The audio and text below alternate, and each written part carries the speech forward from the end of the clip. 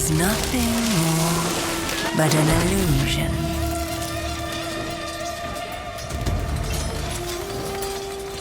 That is about to shatter.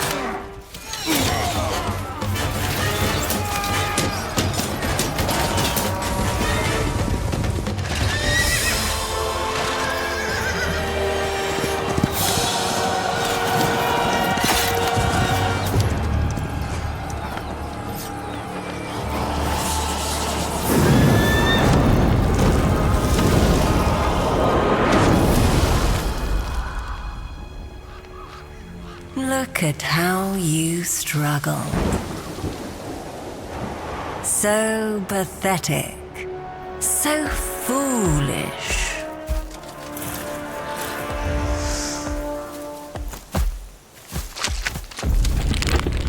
Not even death can bring you comfort.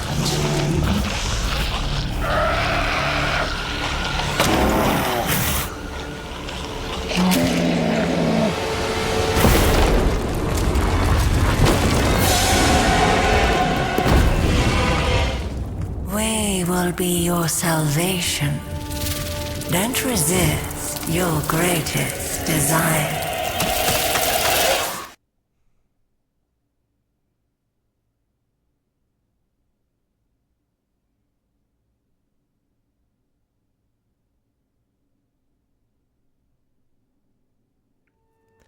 Hello and welcome everyone. This is Blackadder at Blackadder's Place and I welcome you to today's stream. So after a very long time we're gonna be having something else than just Age of Games, and this is right now something that I've been wanting to get to ever since the demo was released, which is, well, than half a year ago at this point, I'm thinking. But finally we're gonna be getting to it, so I'm happy for that, as that's gonna be Heroes of Might and Magic Olden era, so therefore the new game in the Might and Magic series. And, well, of course, you have already seen it all over the place, but, yeah, well, I wanted to be having some look at it myself, because it's gonna be also very soon, at the end of April 30th, it's gonna be coming to early access, finally. So, it's gonna be also becoming quite a bit relevant.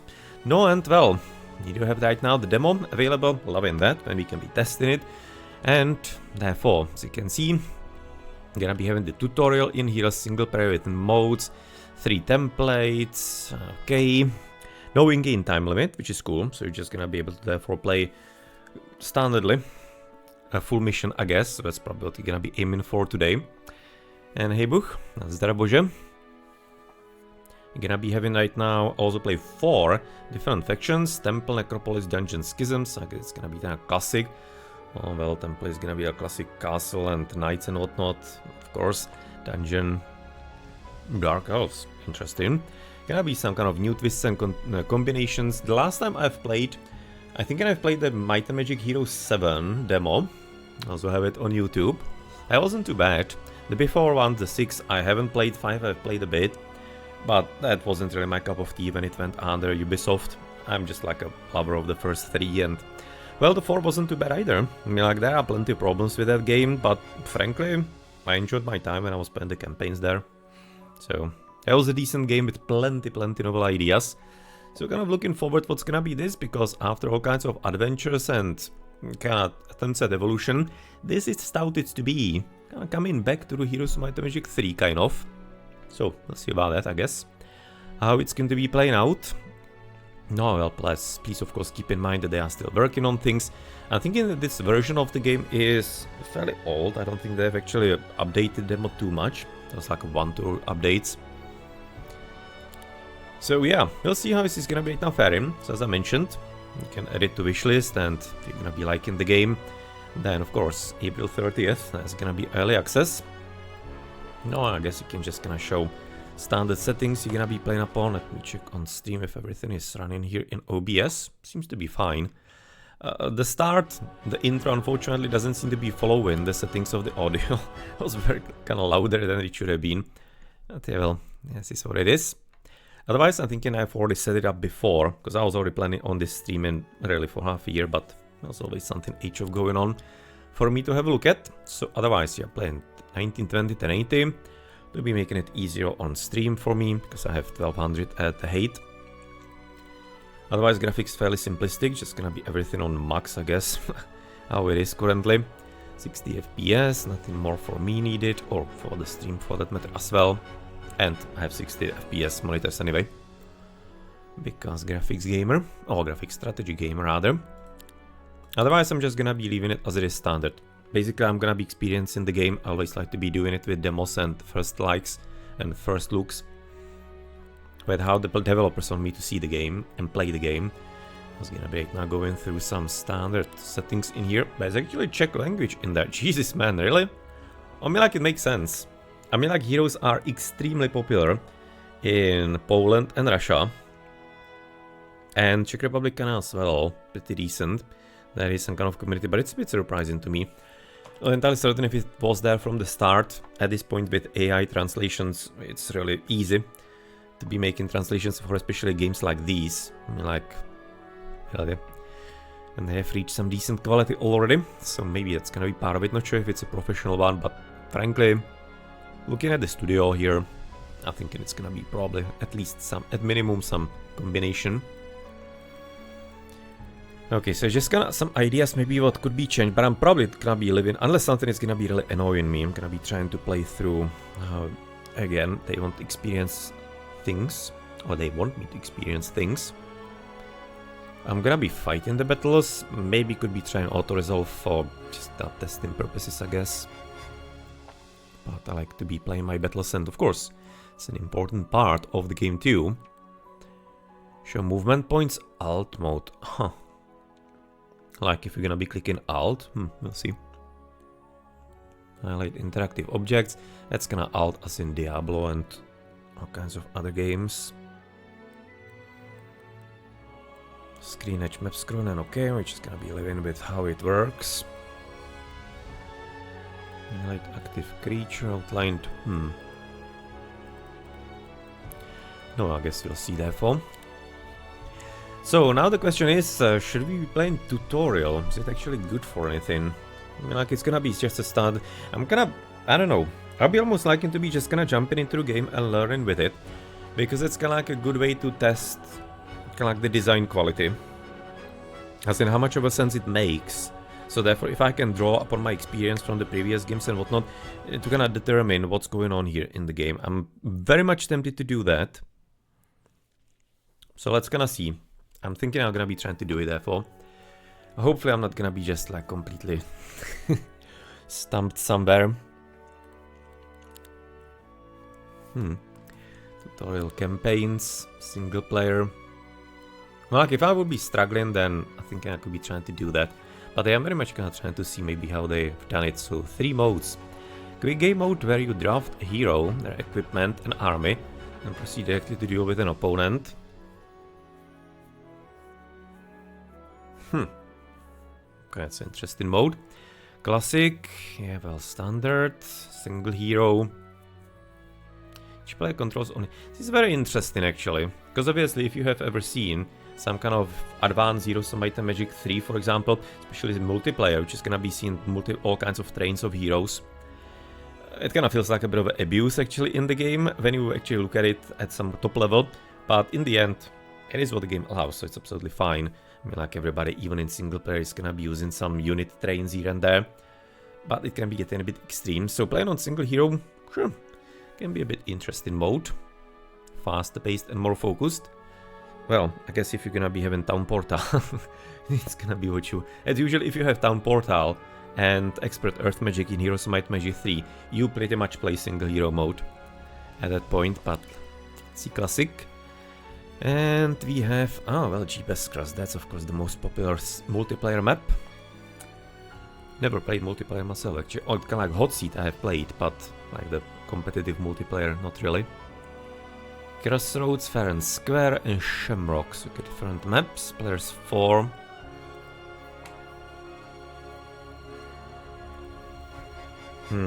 XL. I wonder if they're gonna be keeping with the sizes of the maps from Heroes 3. There I have some kind of idea. XL would be already pretty huge.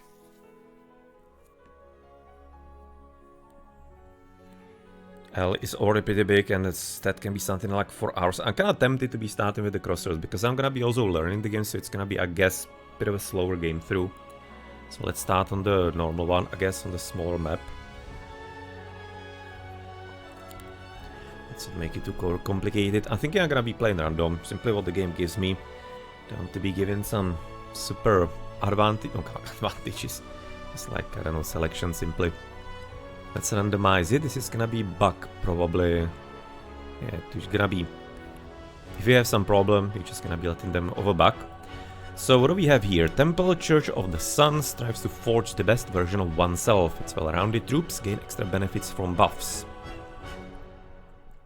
Oh yeah, well, that's gonna be a classic castle. Necropolis, of course, ruled by necromancers and vampires. Shadow spires undead rise after each battle and often sap strength from their foes with every strike. That reminds me, if I'm not mistaken, I haven't right now refreshed of that, but if I remember correctly, the lore of this game should be back to Yadame, right? Or how it's pronounced, Yadame, I don't know, but I like Yadame. That's where Might and Magic 8, Day of the Destroyer was played. And that it's kinda vaguely connected to Enroth and Erathia. So we should be kinda getting back to that realm as well. Because 5, 6 and 7, right, if I'm not mistaken, were like a new realm, or new planet, or... it's a complicated universe in Might and Magic, if you've ever been a bit into it. Or that sci-fi streak and kinda like the ships basically being worlds and stuff. No. Yeah, quite a lot of interesting story to that. So I'm thinking it should be coming back, so yeah, the Shadow Spire, that's because it's kind of just gonna ring a bell, because Shadow Spire is a territory in Might and Magic 8, with the Necromancers, of course. So yes, Church of the Sun, that's of course classic from Might and Magic world as well. So what is Schism? Ah, Elves. Alvar, Splint faction of Alvar. This group has delved into the depths of water through ancient warrior rites. They possess the power to deny their opponents' abilities and magic, while summoning ever-growing hordes of monstrous creatures to overwhelm their foes. So, obviously right now, I'm gonna be probably comparing a lot to Heroes 3. So here we already see that they're gonna be just gonna like... going for like a faction-specific bonuses. Like overall for their units. You will be having some kind of themes, even in the previous Heroes, but it's gonna go in a bit deeper. Just like into... a lot of the units are gonna be of that kind of ilk, I guess. Okay, so Alvar, let's actually going into Might and Magic 7 here territory a bit, the Elvastar. And Dungeon, oh, it's gonna be classic. Formerly underground, currently backstage rules of Yadame, yeah. The faction whose capital is Alvar focuses on subterfuge and versatility. Each of their units has 2 types of attack. It's a bit interesting, the Alvar in here.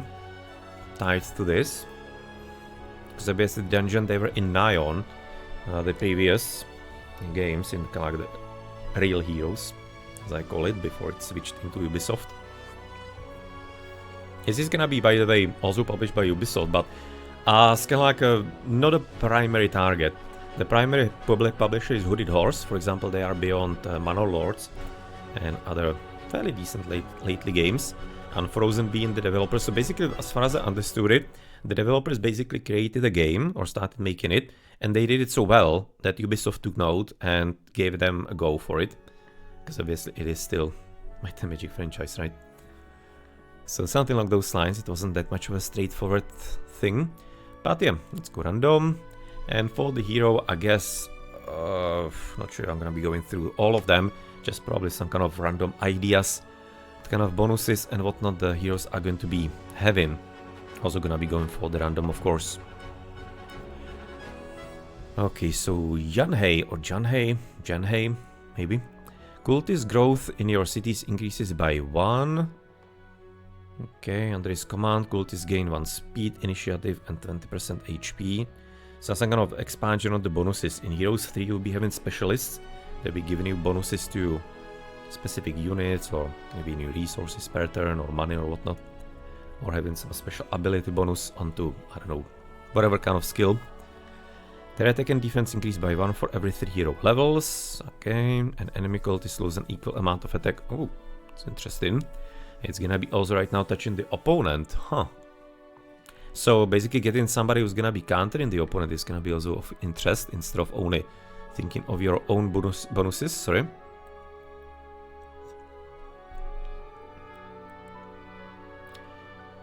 Nihil. Movement points. Oh, okay, that's very nice. Plus 2.5%, more for every... I'm kinda just looking at the heroes. Did we just kinda get... Therefore already press... Basically, here you already know what kind of section or faction you have gotten. Yeah, yeah. Yep. Okay. No, well. Going for the randoms, so we're gonna be at this point having therefore the Dungeoneros, I guess. Next dancers growth in your cities increases by 1. Huh. Okay, but you won't have to be garrisoned in this city, I guess, for that bonus. No, nonetheless, all kinds of funny bonuses, so let's go for random as well. And we are gonna be getting Kieran therefore. Oh, I'm kinda thinking that maybe it's a bit unnecessary to be letting you already know these things before you start. Might be a bit more tempting therefore to adjust the random instead of when you are in Heroes 3, for example, just kinda thrown into the game, and sure, you can always restart, of course, but maybe it's a bit less likely. Not just, I guess, point of view. Okay, so Troglodyte's here, or what is it?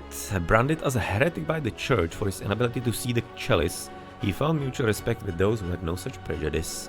Kieran. Seems like a fighter, right? In Crossroads, apparently the map, choose your path wisely. Each one holds treasures, some greater than others. Normal difficulty, I guess. Huh. Normal difficulty is 75%. I'll be thinking normal would be 100, but that kind of shows the perception they have of today's players. No, unfortunately, I have to say they're not wrong. I'm gonna be leaving it as it is, just again, experiencing it. Now they wish us to experience it all.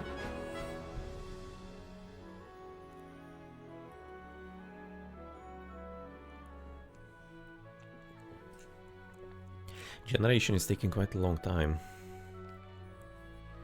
It's definitely something I'm hoping they're gonna be adjusting and optimizing for the full version, because this is really kind of unusual.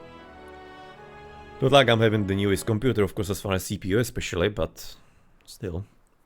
Not like this should be too much of a complicated game. So there we go, that's gonna be there for the first thing going on. And well, alt is gonna be this. Okay, I'm just gonna be taking some screenshot therefore. As it might be useful for potentially later. Okay, so what do we have here? Kinds of fun stuff. Apparently you can be having we have voice chat? And that's supposed to be shared screens, not having any kind of help, whatever.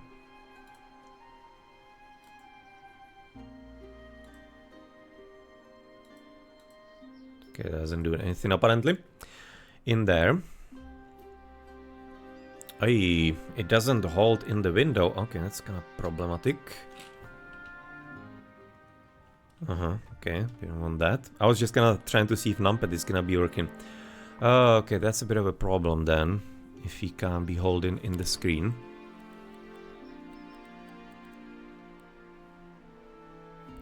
Spellbook animation, auto result. You're therefore gonna be having to maybe just gonna change how we move the map then. Screen edge map scrolling and highlight interactive object hover. Now what's gonna be like the other mode there for scrolling? Because I'm gonna be probably having to use that then. If it can't hold in, unfortunately. Well, that's something they definitely have to be adding in today. Even players who are not streaming are gonna be, of course, having multiple monitors. Doesn't seem to be really any kind of help here for that. And much more importantly, what is annoying that you don't have any kind of hotkeys here. Map battle, restart. Okay, I'm gonna be having to figure it out then. Okay, so it's gonna be WASD is moving off the map. Bit of a screen tearing in that through that. Wait a second. You can be scrolling upwards and downwards because... Oh, okay. Do I have to be switching into there for like a normal window? Maybe it's a borderless window. It's gonna be doing that. Wait a second.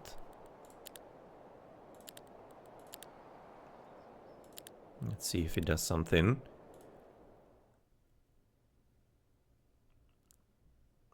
I mean, like at this point it's not centered on my stream. I'm just gonna multiply now testing if it's gonna be changing something.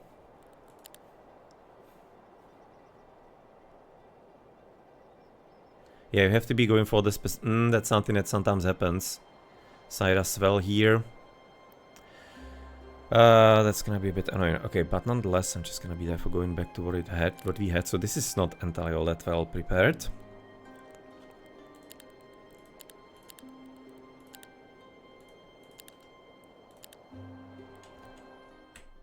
Okay, all right on stream, seems so.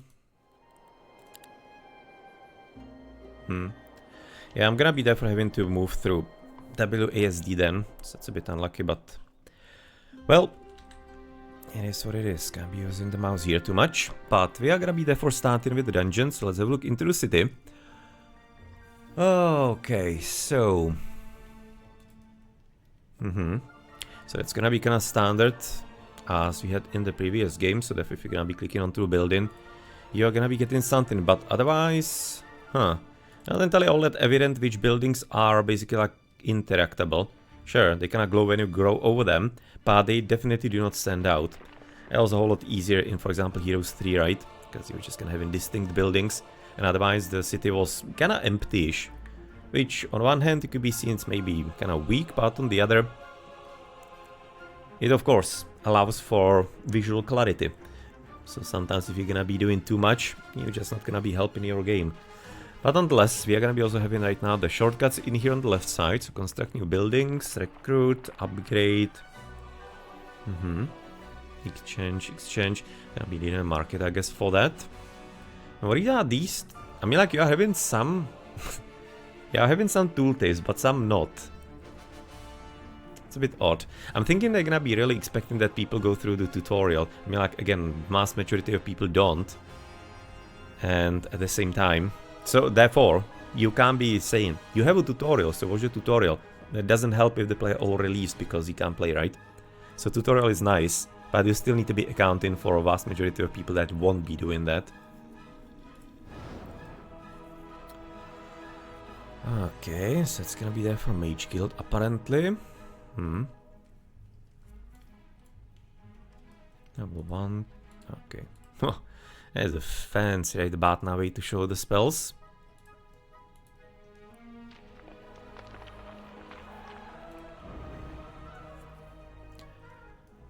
Leaders of the nation, tax collectors after you click law icon to enact to upgrade.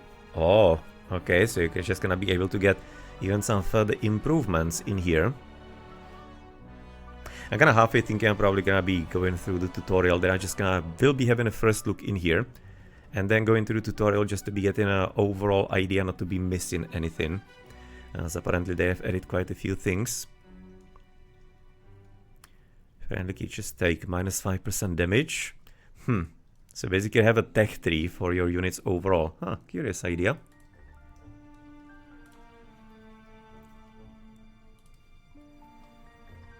Construct new buildings. Byzantine pellets grants the kingdom 1000 gold and law points daily. No, that's for the things that we have seen just a moment ago. +1 hero. Okay, that's an interesting mechanism that you don't have infinite heroes, but you need to be actually building something to be allowing yourself to have more. Curious idea.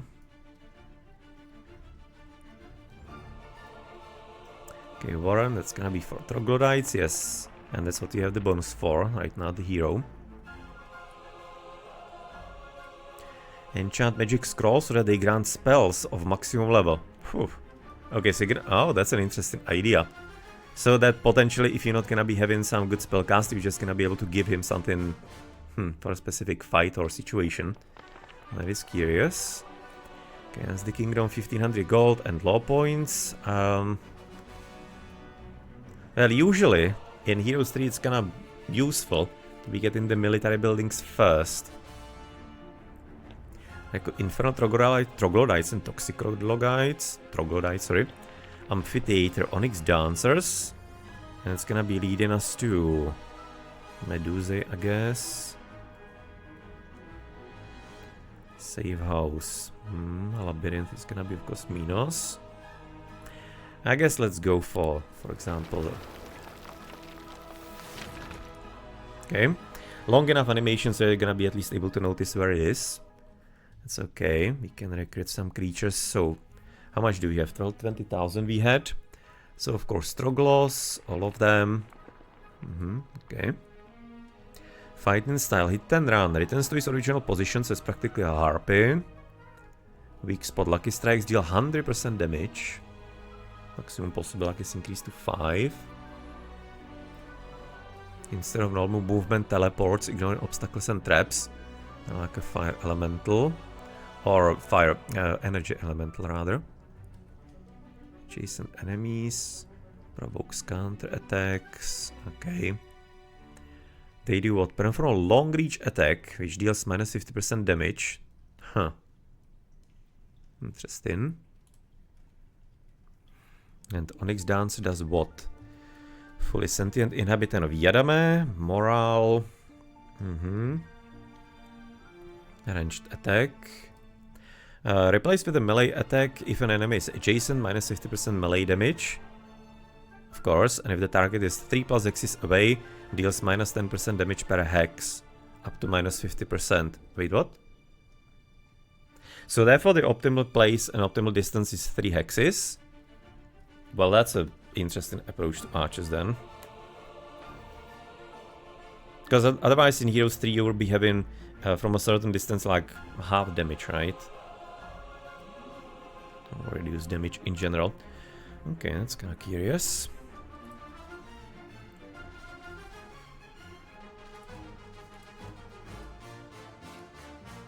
Okay, you're just gonna drag, alright.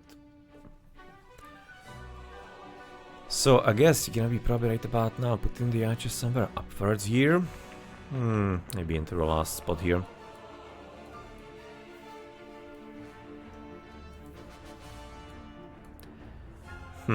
Kinda thinking if you're gonna be shift clicking them, yes, it's gonna be kinda like pulling it up. So we're gonna be having the classic hotkeys that we do have in Heroes 3, alright. So that's useful. Probably should be keeping them together. At least some of them, so that we are gonna be able to potentially pick up somebody who wants to join, if that's gonna be a mechanism, which I'm assuming that it will be. Okay, so that's that. Upgrade creatures we can't, because you don't have the buildings for that.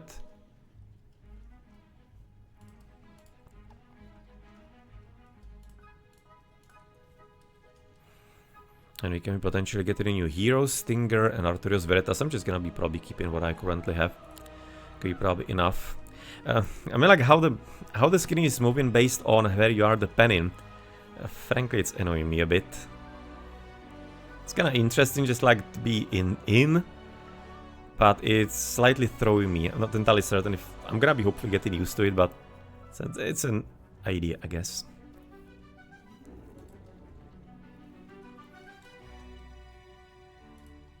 Can actually even go for the turn in the city, it seems like. But nonetheless, so what do we have on the map in here? Easy battle. Huh.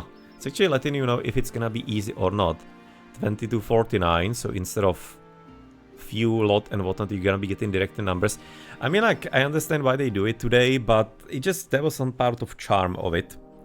In the older games, when you just gonna had some kind of general idea how many there could be. Because that meant... No, I mean, like, this is gonna be similar, but it's a bit more direct. It just kinda meant more you were in uncertainty. For example, if there's gonna be, like, I don't know, 4 angels or 7 angels. Oh, what was the distinction in there? Maybe 6, maybe it could have been like 4 to 6. Now, I'm thinking it was 4 to 7 several. That few was 1 to 3. I'm thinking 4 to 7 was several, maybe. But whatever the case, letting you know the easy battle, maybe not something that needs to be known to the players, to be honest. Treasure chest, classic.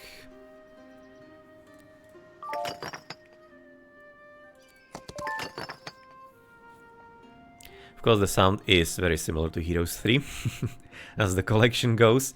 I can say it now, some troglodytes in here. Normal battle. I wonder if they could be wanting to join us. Okay, this is kind of interesting that you don't go into the field as opposed to Heroes 3, which is gonna be staying like one extra away.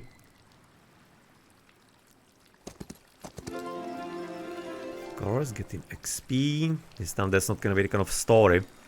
So that's kind of something why I always took the experience, because in the original, in Heroes 3, you'll be having the story there that either you just gonna take the money or you give it to the poor people or the populace.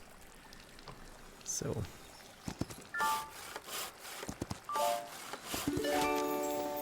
gives 5 to 8 or 2. Okay. Okay, I was kind of thinking that it's gonna be randomized even for the mine, but no, it's gonna be the same.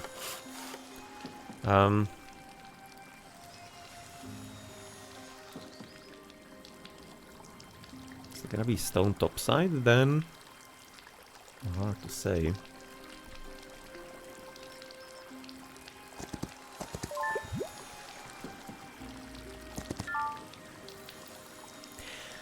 Oh, this is gonna be what getting used to. Basically, when you have the hand in there, that something is gonna be picked up. And basically the horsey is away. I just like about getting used to know it's in a new game, so that's something gonna be fine. Normal battle here as well. So you can level up first if you can at least somewhat. Alright then. So what do we have as skills? Basic triumvirate strength. Once per round, the hero can activate one of the 3 stances in battle. They grant bonuses to different attributes. You can rearrange creatures before the start of battle within 2 lines area, so basically tactics. Oh, yeah, tactics simply. Basic insight. Looks interesting. What are these? What?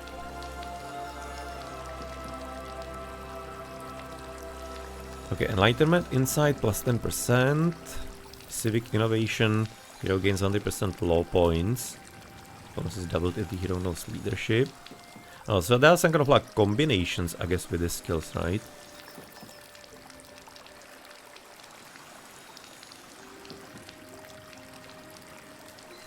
Interesting. Advanced tactics, triumvirates. I think that the insight sounds alright. Giving some extra fast XP.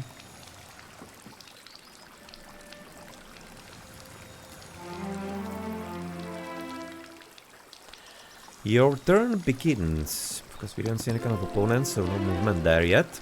And third level, alright. Basic battlecraft. When a creature waits in battle, they gain plus 20% attack until the end of a round. When they skip turn, they gain plus 20% defense. Oh.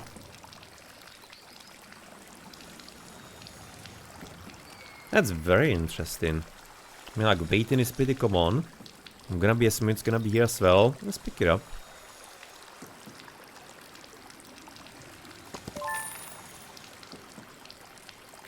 Nothing specific here, it looks like.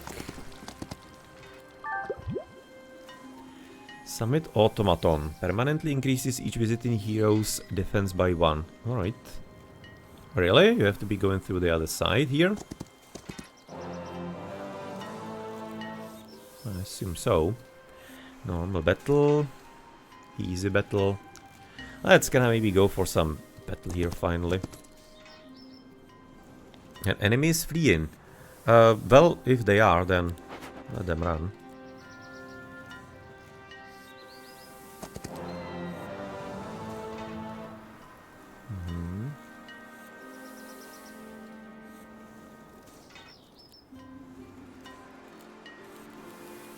That's interesting, you can straight about now it's gonna letting you know that there is something to do in here, as the horsey on his hind legs. But it doesn't allow you to really click anything there. Alchemical dust. Aha, so it's basically a shortcut to the city here to the right. You're gonna be having a list of cities in the here, and left is gonna be a list of heroes. Okay. Well, so we got the amphitheater. What else are we gonna be there for going into? Chapel of Stilled Voices is gonna be needed in Labyrinth, so I guess you're just gonna be there for going for more of those guys. Why is Labyrinth a temple? What kind of sense does that make? Yeah, that name is a bit odd, but I guess you're just gonna be assuming some kind of underworld labyrinth or whatnot. So do we have already something that you can spend here? We are... Okay, so it's dust, mercury, crystals, gems, or wood. That's classic. And we currently don't have a law point.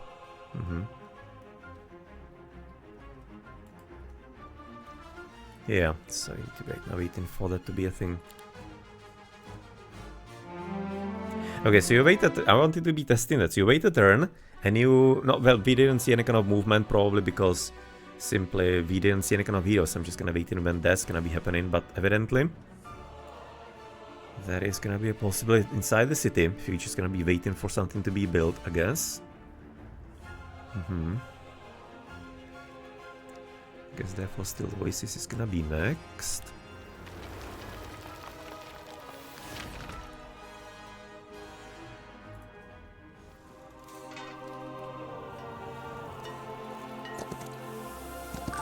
Okay, and if you're gonna be clicking again, you're gonna be stopping the hero from moving somewhere else, so that's cool. Probably should be heading back because you need some ore also to find somewhere. Okay. I actually missed it because I didn't recognize that it's ore. The screen tearing is cannot go there. And that is certainly something that you see as well. But that's gonna be some kind of artifact of the windowed mode that I'm playing here most probably. Thinking that's gonna be something having to do with that.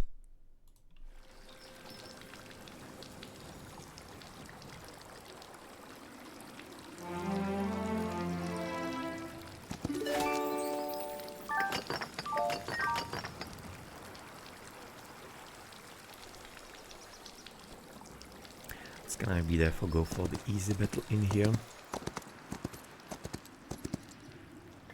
I'm still kinda confused because when I'm seeing the red, I'm thinking that I'm not gonna be able to get there. But evidently that's basically when you are getting in danger and trying to therefore do something. Warren. Okay, can recruit troglodytes. Very nice. It's not gonna be free as it is in previous games.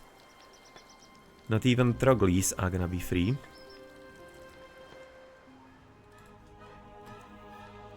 That voices, Ctonic Home. Okay, we're missing gems for that. Mage Guild also should be a thing. But I guess maybe it's gonna be time to be getting some more money. Since we can't be building anything else that will be helping with... Ah, we have the point, nicely shown in there. We can't be showing, and we can't be doing anything more with creatures. I'm thinking that money is gonna be pretty important here. Your hero generates 25% extra law points. I mean, like how it always goes. First economy, and then we can be thinking of the army. Provides a one-time bonus of 2,500 gold. Oh, that's interesting. But now, let's go here.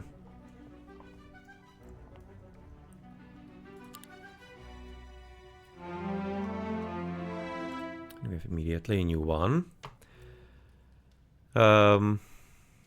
Okay, you need to be unlocking 5 so that you can get into the next level. So you're gonna be forced into the military anyway. At this point we have gotten this. Oh, you have actually... Ah, you can be getting like multiple in there. Okay, that's interesting. Yeah, let's therefore max the money. It feels like something I would be wanting to probably do.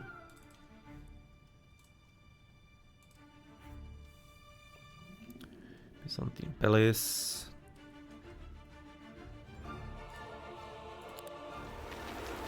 Yes. Kind of slightly minor changes, but nonetheless they are there.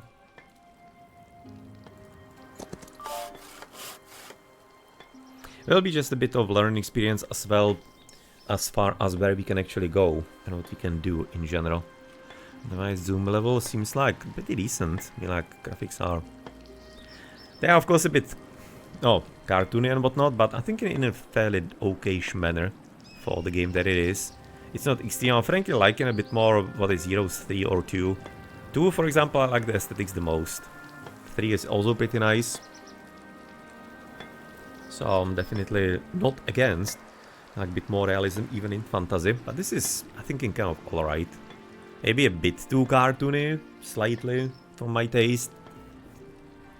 But I'm thinking reasonably passable and something that I can probably get used to. And zoom out. Oh, pretty decent.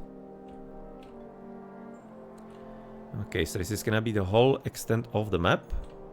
Whoa. It's gonna be pretty large to the sides rather.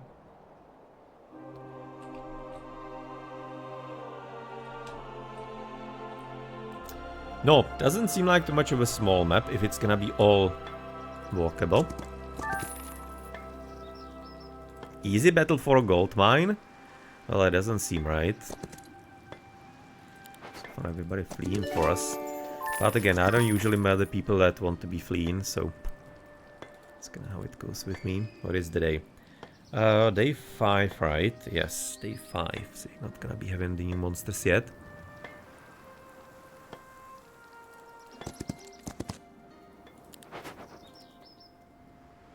Defeat its guard to obtain the Red Knights. And loyal underpets refuse to leave the grave even after their master's death. Do I need Red Knights? Probably not. It's gonna be just ruining morale, right?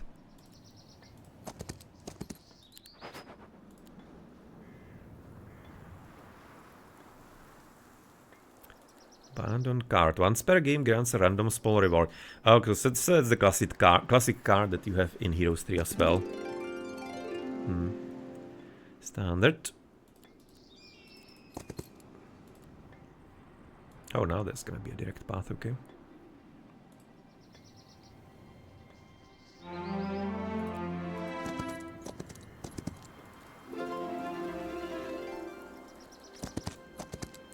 Really? Apparently can't be accessed through that point of view. Save us. You can recruit infiltrators in this dwelling. Their weekly growth increased by what is it? By 1. Sure.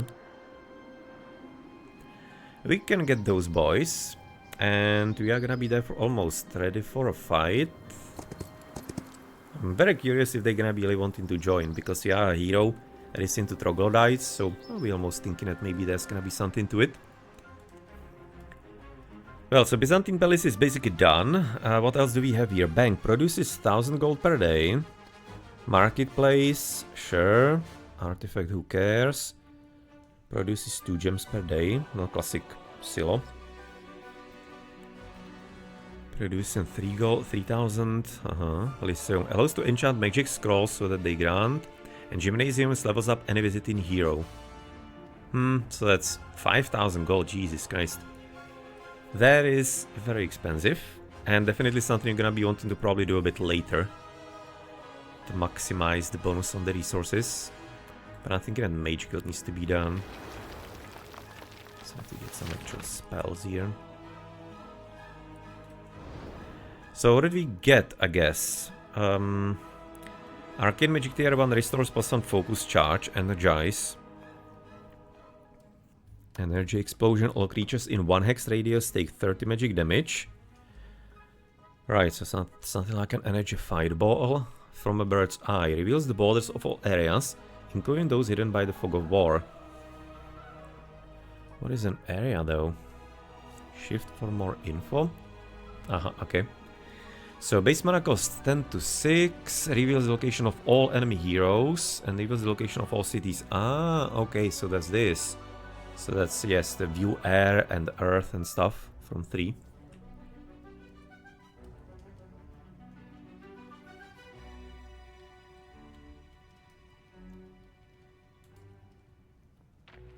Huh. That is an interesting mechanism. You can actually unlock the further spells, but you have to be paying for them. That is an interesting concept. Instead of just getting some like random ones, you're gonna be having a specific set. And that's actually kinda cool. Yeah, that's kinda cool. I'm okay with that. That's an interesting thought. That is not a bad idea. Just to be able to like specifically specify your player and your hero.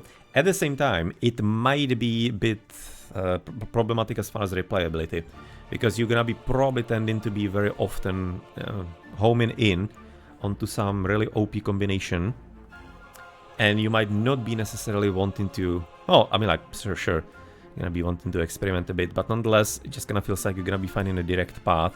You're always gonna be wanting to have something like Town Portal, for example, and stuff. So feels like, on one hand, cool. On the other, it might be limiting replayability a bit. Okay, we'll see. So initiative of a target-friendly creature increases by 2. So that's basically like a haste. It's a pretty good spell. No, we'll see what you're gonna be picking up when the hero is here. Ah, that's an actual haste. Okay, so initiative. Right. So you're gonna be having speed, as in, actually, really, how many fields you can be tracking, but at the same time, initiative is gonna be how soon the monster is gonna be playing.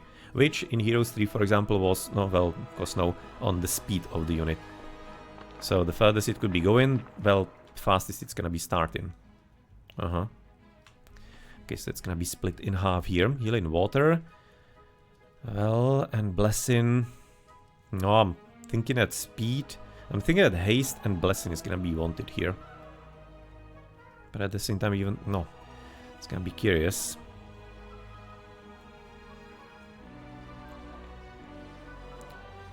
Ground sight shows the location of all neutral armies on the global map. Okay.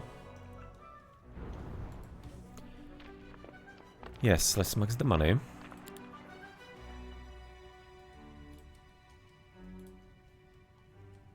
And did we build? Here we did, okay.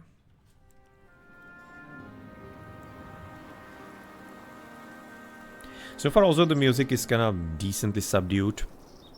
In the Heroes games, I always kind of really enjoy the music quite a lot. That was one of the highlights even in Might and Magic games. I super enjoy that. So far, it's not entirely as standout-ish, but seems to be fitting for the moment. Let's see how it's gonna be developing.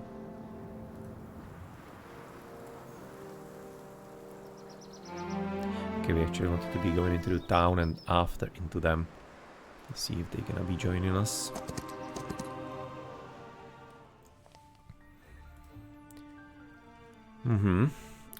Do we have something that's gonna be increasing the growth of your units as used to be a castle? Okay, this is apparently everything in here.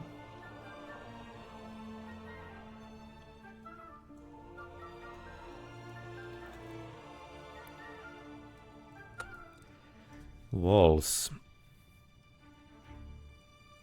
One defensive upgrade. Huh. When this city is attacked, a stack of tier 1 creatures joins the defender's side. It's kinda cool, because that's gonna be allowing you to keep the cities basically even open without leaving any kind of soldiers in. And still you're gonna be having some defensive force. Huh.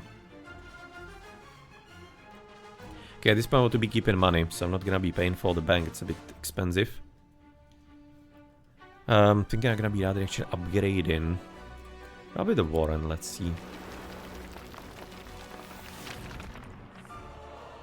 No, not like there's too much visible in here. Can I actually zoom in? No, you can't.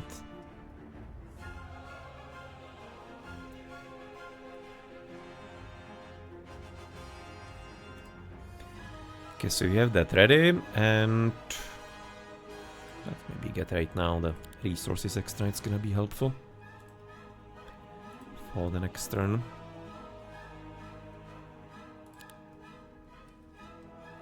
Okay, we had the movement, so it was asking us. Good. Your turn begins, and I proclaim the Week of Riches during this week. Disappeared. What? Can you actually see the information somewhere? Ah, yeah, okay. So all heroes find more resources on the global map. Okay, not only extra monsters, gonna be getting also some further bonuses. Not a bad innovation. I'm just like, really, the movement of the map is super annoying to me. Can I actually turn it off? Because that really bothers me to no end.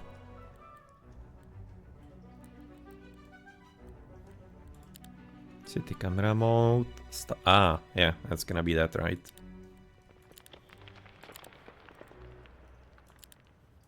No.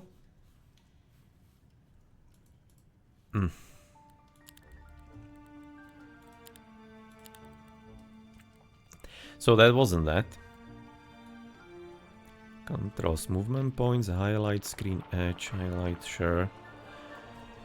Apparently something you can't turn off.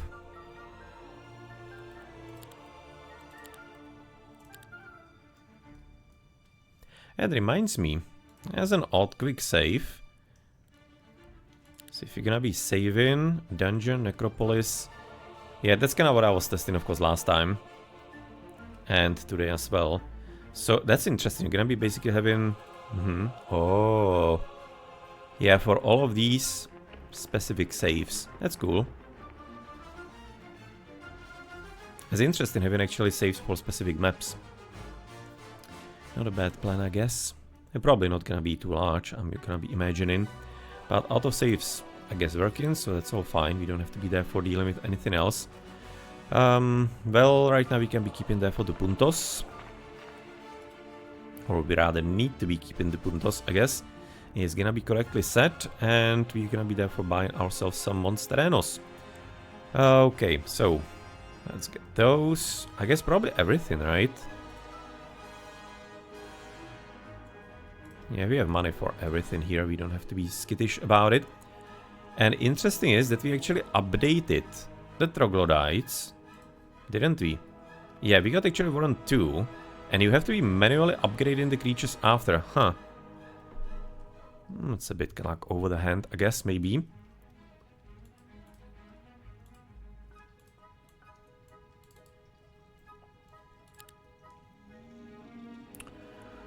Oh, aha, because you can be actually upgrading into something else. Toxic troglodyte, that's the guys that are to the bottom, so I'm probably gonna be going for those. And Infernals are doing what? Long reach, toxic spear. Yes, I can see the same. No, these are having lower attack, lower damage, but attack skill as well. 3-5, these are having some bigger speed and initiative.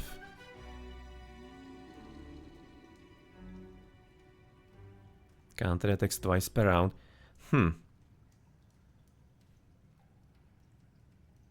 Toxic blood. Same cost. It's gonna be probably literally about... that they can be actually attacking faster. Let's go for the toxic ones. Oh, if you actually double click it... Wait, what? No, actually, yeah, I clicked on one of those to split them. Alright. Okay, what are the pictures in here? Plus... what?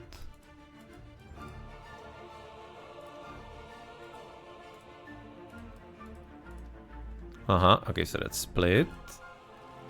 You don't want to be escaping from that. Okay, so that's gonna be even split. That's movement. Okay, split. Yeah, that's kind of what I was trying to escape from. And it apparently escapes you from the city overall. Huh? Yeah. Well, that's not perfect, of course, but whatever. And one stacks classic, and this is gonna be dismiss. And you're gonna be right now, yeah, collecting all of them. It's the Dragon Scroll, and this is gonna be collecting all of them. Inside. Yeah, well, so we managed to figure it out. Now, so far I was thinking about the tutorial for a moment in there before, but thinking that we are at this point fine, reasonably so. So let's upgrade. I'm thinking still in the same voice, so we're gonna keep it the same. The archers, and these girls are gonna be ranged attack, yes, so you can therefore go potentially southwards. Protecting that, you're gonna be somewhere in the middle probably. Let's maybe do it this way. It's probably not ideal, but I don't entirely caring too much.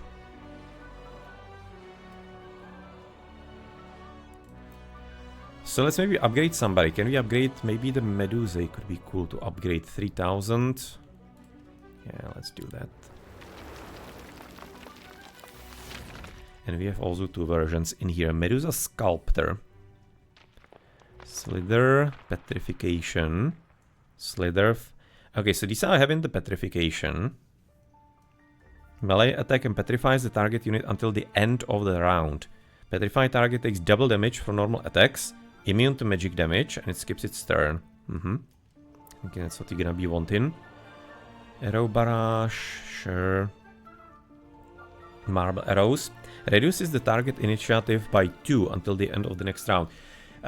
This is kind of where I'm thinking that it's getting a bit too complicated, unnecessarily so. That they are just like trying to be so different, that they are adding so many things, that they are making it a lot more complex than it needs to be, or you maybe should be.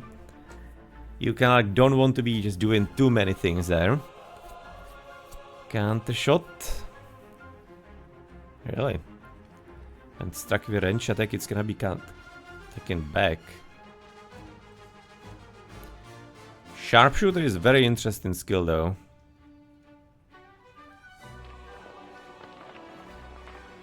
Okay, they definitely do have something to think of here. But I'm liking my petrification. This is a bit interesting. You can see right now high speed on the Sculptor, but initiative is higher on the Medusa Queen. Gonna be going for the Sculptors in here, thinking liking it a bit more. Did we get the Mage book? I guess we probably did, right?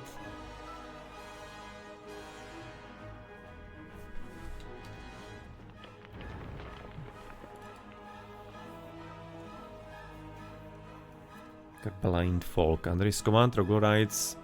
Yeah, sure. But, much more importantly, you can see quite a character sheet at this point. Can be getting plenty of things here. Can we see the spell book there for somewhere?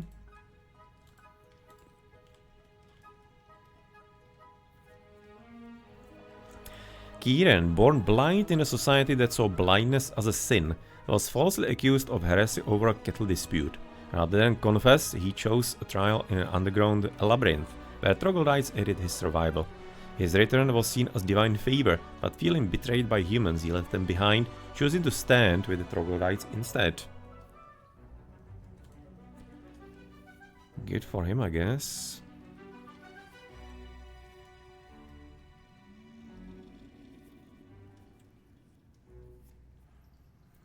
Might Hero, upon leveling up, most of the time gains attack and defense bonuses, along with skills that strengthen the hero's creatures. Knows Heroic Strike, which is used to attack the enemies in battle. The skill's damage scales with the hero's level. Balthazar's Bodyguard. Okay, you're gonna be getting some further bonuses down the line, I guess. I'm a bit confused where potentially his mage book is.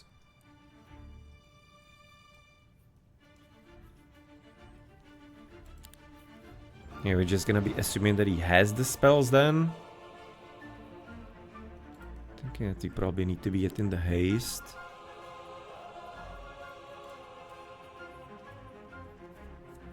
And you can unlock, aha, you can actually unlock one spell per day. Okay, so you can just gonna, yeah, create a superhero right at the start. It kinda makes sense that it's gonna be somewhat limited at least. And you can even upgrade spells. Oh, that's cool.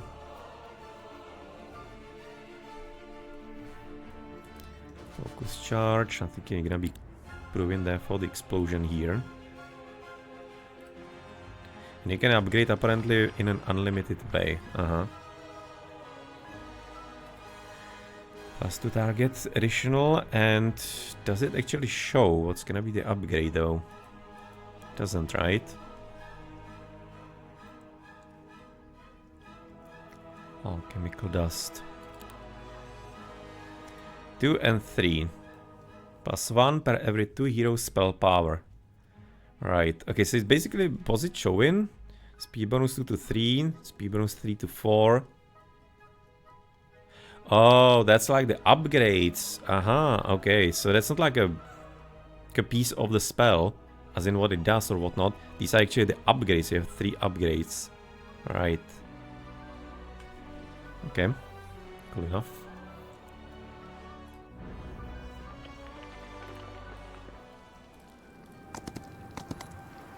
They are fleeing still. I wonder if there's the mechanism that they can join. Gingerbread house once per week gives the first visiting hero valuable resource of their choice. The wicked witch will pay you well to ignore her seller.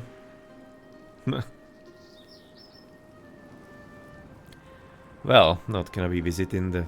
I always kinda like to be roleplaying these, like for example not exploiting the farmers, because if you remember the text, if you have ever read them by the way, in Heroes of Might and Magic 3, they're actually kind of extortative. If you go into something like the mill and the windmill, it looks like that you are practically, I don't know, stealing from people almost. That's why I never visit them there. Yeah, so sorry for maybe spoiling the game for you if you're gonna be reading it next time. But this is just a witch, so not interested in her resources, I guess. We have been there, all good. I guess I'm not gonna be wanting to get anything back there, so let's go for some further fighting here. I'll just flee.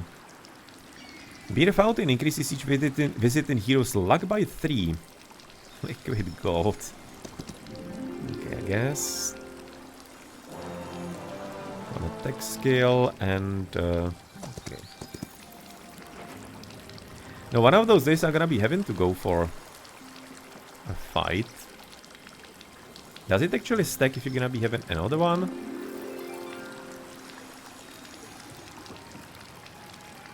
Apparently it doesn't. But it's a bit of a shame right now that the luck, sure luck, but it doesn't give you like the list of bonuses or maluses. In Heroes 3 you're just gonna be having a list of what's giving you plus, what's giving you minus. Okay, it's something to be probably useful, but evidently double is not a thing here. Monty Hall offers to choose 1 out of 3 random artifacts. Say the other 2 artifacts turn into goats afterwards. One knowledge, attack and defense, morale to enemy creatures. Well, that's pretty damn good.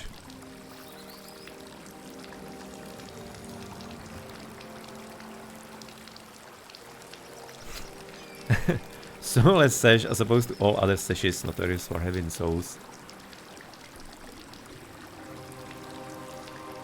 Cannot be upgraded. Okay, so it's a cool extra information, I guess.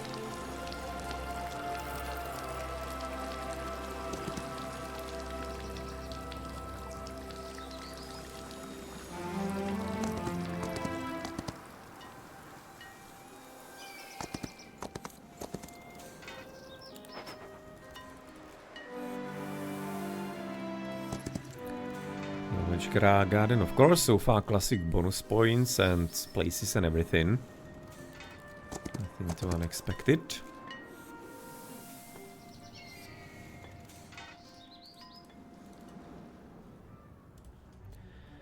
So at this point it's gonna be there for time to get the money here. So bank 1. And do we have enough for the extra law here? Yeah, having so far 1, I haven't entirely reached the other one yet. Guess it's gonna be probably getting something in here. Guess we'll see next turn. It's kinda actually a bit wonky clicking up on the new turn. It's already happened to me multiple times that I clicked there when it was highlighted and it didn't do anything, so I think maybe the hitbox is gonna be a bit funny. But nonetheless, what can we therefore get here? Dragon skills. Friendly creatures take minus 5% magic damage. Friendly Troglis deal extra more damage. It's gonna be useful, I guess. And tier 1 creatures' growth in your cities increases by 4. No, considering we have the Troglodyte bonus hero, may be of interest, but I'll be kinda liking to maybe help with the elite troglodytes in here. Sounds a bit more interesting to me, so let's wait for the next turn. Bank ready. Treasury needs apparently walls. Okay. Wow. 5,000? Jesus Christ. That's quite some cost though. And you're actually picking 1 upgrade from the list. Okay, traps appear on the battlefield. They deal damage to any creatures that step on them, and additional passages appear in the city walls. Is that actually useful for defense? It's gonna be just like allowing the opponents maybe to be getting a bit easier into your base, right? Seems a bit odd. Unless it's gonna be one-sided. I'll be understanding it if it's one-sided. I'm kinda tempted to test that, because it's a bit strange. But 5,000 is a brutal cost for an upgrade.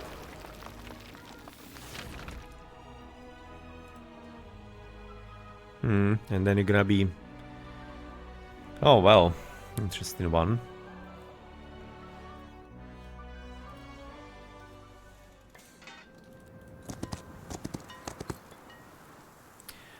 Oh, so actually get an automatic, basically... You get in auto battle first. And then you have to be clicking into normal battle. I guess it's a bit... Maybe how it's approached today, but definitely needs to be a toggle in the settings. That you should be basically like opening in actual battle first. And potentially toggle in that you want to be having auto battles, in my opinion. This is... Yeah, I think this should be like a preference. But I understand that plenty people will be enjoying this. And this is kind of like mostly done, I guess, for like the multiplayer and stuff, to be making it straightforward. But yeah, let's battle therefore. Yeah, apparently you don't want to be right now running away for the first time. Oh yeah, oh, I was just kind of wondering where the hell are they? Apparently during tactics phase you don't get that. Okay, so it's not gonna be... No, well, in Heroes 3 of course it was quite a bit annoying when you had to be kind of like cycling through the system, so right now you're just gonna be selecting them as chess pieces. Is making excellent sense to me. That is pretty good. And okay, those guys, and who was the ranged one? These? Yes, Onyx Dancers. It's a bit odd battlefield, by the way. Okay, so you're gonna be having to do it differently. They're gonna have to be at the back. This is a different battlefield than 3. Have to be thinking about the hexagons in a different way then.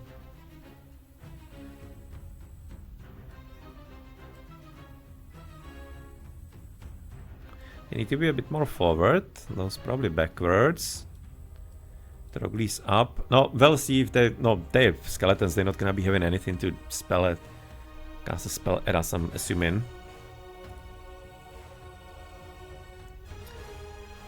Okay, they're gonna be in one stack. I wonder if they're gonna be having some AI as, again, in the Heroes 3.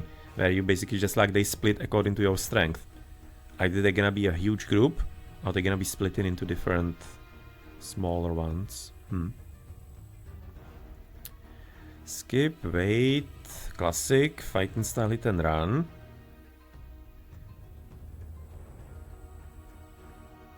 Does not spam focus charges. Okay, so you're just gonna be having special abilities in the fight for the units.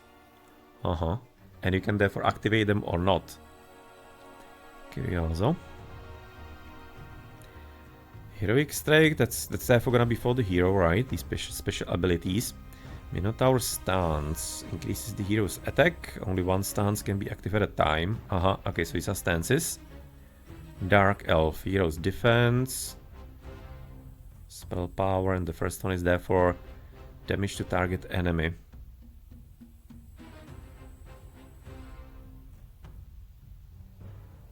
It's gonna be like an automatic action then, I guess, maybe. Nuance spellbook. So what kind of spell schools do we have here? Apparently something like... Not the names in here, but I guess some holy, chaotic, water... Oh, no, that's... I guess it's not gonna be water, it's gonna be some energy or whatnot. Arcane magic. Nothing here. Daylight magic. It's gonna be, I guess, called. Not sure what is this, and... It's gonna be on the map and it's gonna be on the battlefield. How do you kinda reset to all the spells? Can you actually? I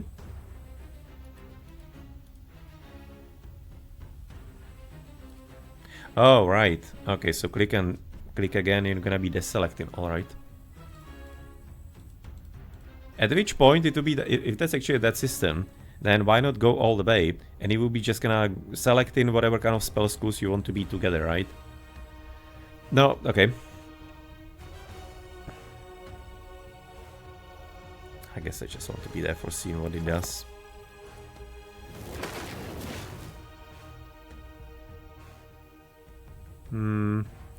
Do I have a history of actions somewhere? This? Yeah, okay. Kiran lost 8 mana, casted energy explosion. Skeleton took 1 damage. I was kinda not entirely certain if I saw it correctly, but that legitimately was 1 damage. They are kinda immune to that kind of version. To arcane magic. What?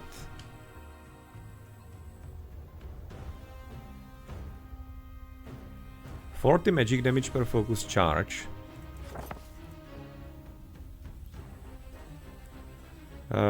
Do not counter the power of necromancy. Okay, person whose life has been prolonged by unholy means. He don't seem to be showing anything special in here. So why the hell was that only 1 damage?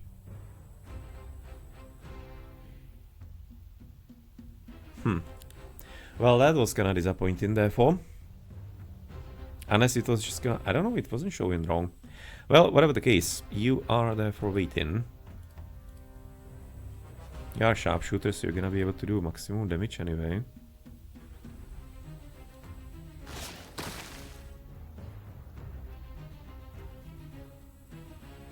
And you have kind of like limited damage. I mean, like the max damage is gonna be in 3 hexes, if I'm not mistaken, so we can just as well right now shoot immediately.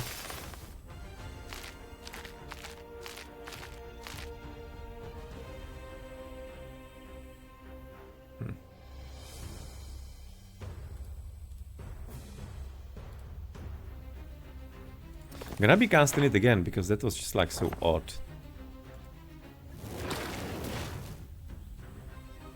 No, like legit. Evidently that's not a good spell against a skeleton for whatever reason.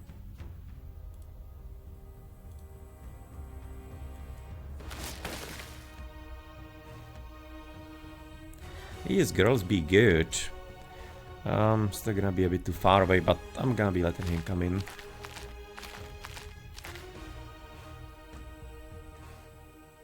Yeah. As they said, no, it's gonna be 3 range, right? Yeah, then it's gonna be another decrease in damage. But it's still kinda useful to be letting them come a bit closer. Because you can see right now there's gonna be minus 10% damage per hex. So if they're gonna be at least a bit closer, it's gonna be more damage still.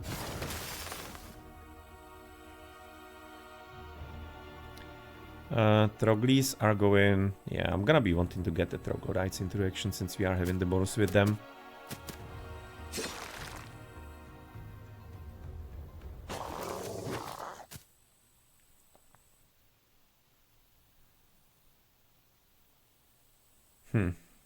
It's gonna be unnecessary to be showing you what kind of army is left.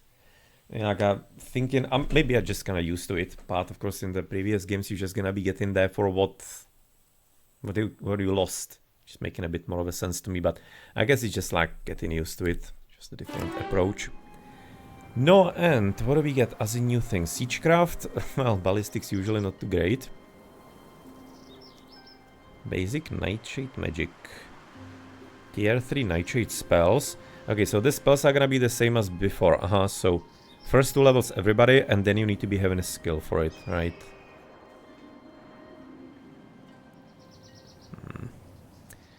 Nightshade is gonna be something for us then. So I guess advanced tactics and okay, so you're gonna be getting 2nd level. You get a specialty again. I mean, like these kinds of specialties I'm probably gonna be alright with. But all the specialties on the units, I'm thinking they are making things a bit more complicated than they need to be. Considering how many units and everything you have in the battlefield. With the heroes it's fine, you're gonna be wanting to spend some time there to make him according to your liking.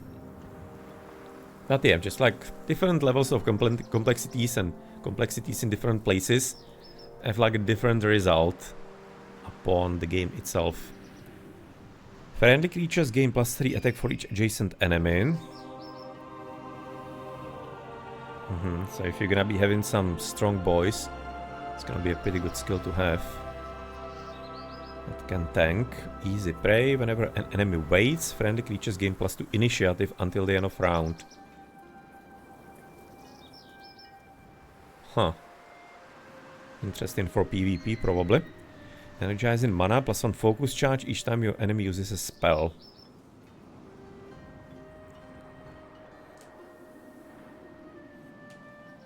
That sounds kinda cool. Potentially maybe casting spells a bit more often, but the enemy also is. Huh.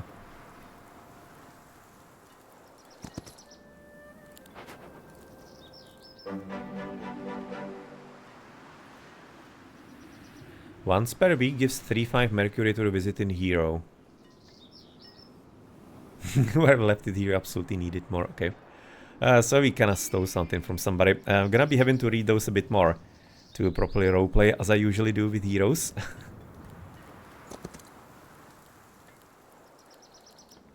Hey, it's gonna be a city. Neutral one, I guess.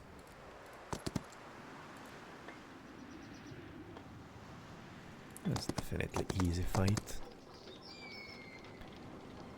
We killed all of them. I'm just gonna want to be right now testing another battle in here. It's gonna be maybe a siege, but it looks like it maybe not, because it's gonna be a town that is not upgraded. So I guess you're not gonna be really sealing the details too much.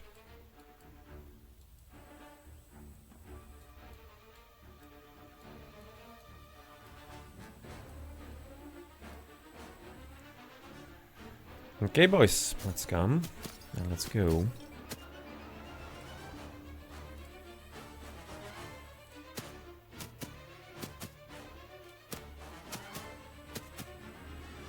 So far the battlefield feels pretty readable to me. I remember, for example, in Might and Magic, on Heroes of Might and Magic 5, I didn't entirely enjoy the battlefield as much. And if I remember correctly, also in the Might and Magic 7 demo that I was also looking at, years back already by now, then it was maybe just like a bit too, you know, overly 3D maybe. So I'm thinking at this point of view that we are used to, with isometric kind of, is a lot easier right now to look at. But again, I'm just an old school gamer, so might be just a personal preference in here. But yeah, it's not too bad.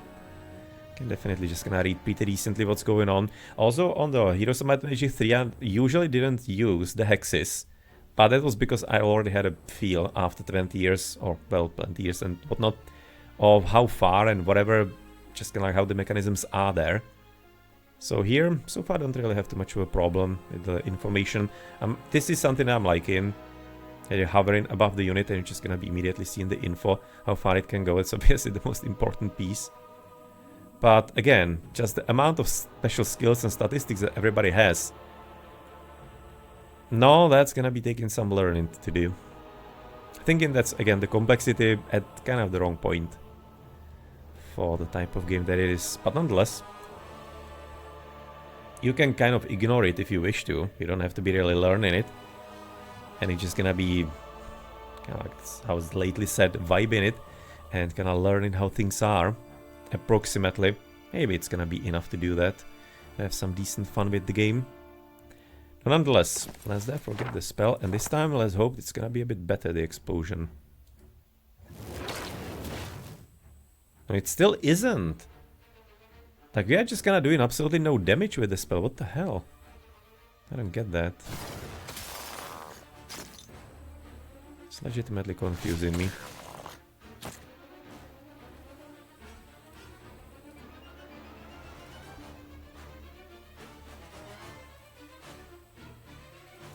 It's not gonna be any kind of need to get your hands dirty, evidently, boys and girls.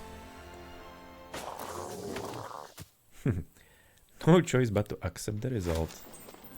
So, object captured. So, we're gonna be having a new city, therefore. It's gonna be also the same. We don't have resources too much. For example, gems missing. We can be potentially getting the infiltrators upgrade.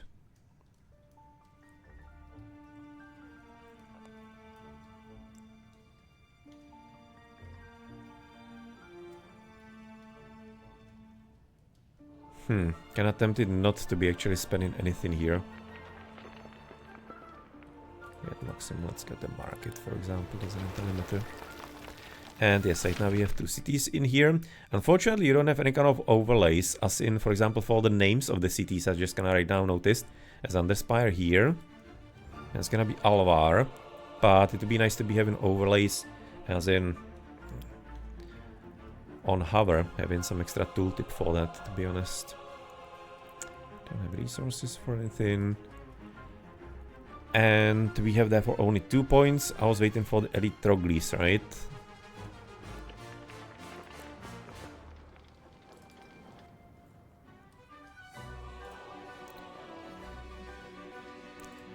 They're like a general castle unit or castle building where you can be basically clicking, you're gonna be buying the units. You'd have the shortcut on the left side.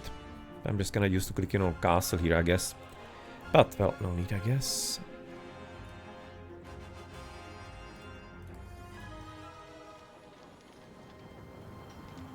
The right about now gold is gonna be a bit more important for us.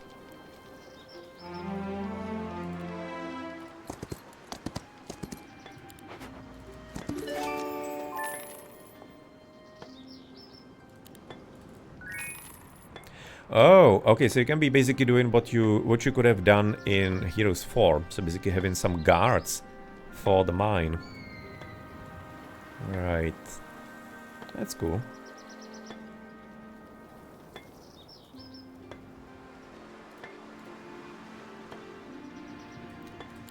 Let's put 10 on the guard into the mine. It's kind of funny we actually showcase this easy battle. Probably shouldn't be showing that when it's your mine, but I guess just a UI thing.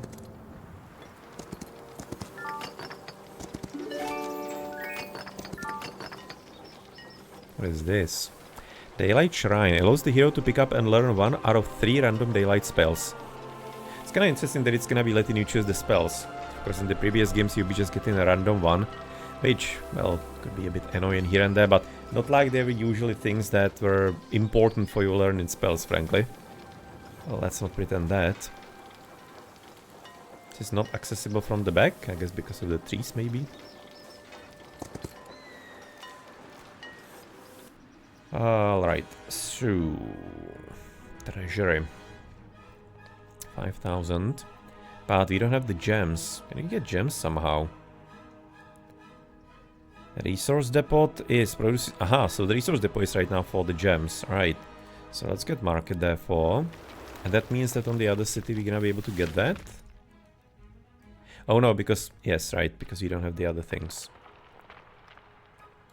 Let's maybe invest... What is the day? Day 4. Labyrinth. Okay, Still Voices is gonna be requiring gems, so we don't need that, so we don't need to be rushing here. At which point we just get in there for all the money. And we have the law, and we wanted to be getting the Troglis. And we're gonna be finally getting into the 2nd levels for the next time. And we already need 2. 2 puntos.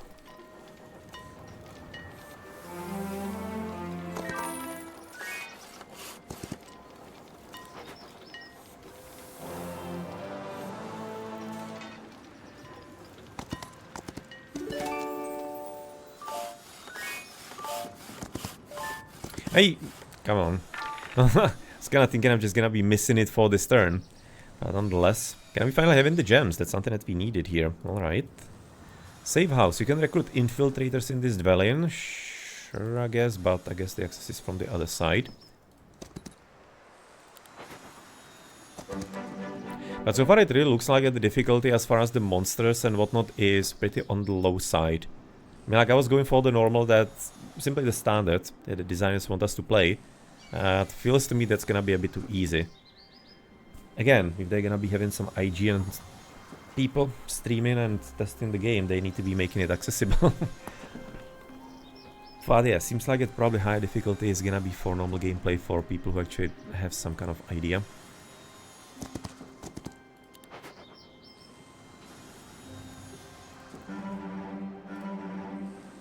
Slightly annoying how the tooltips can be going like a bit off the screen.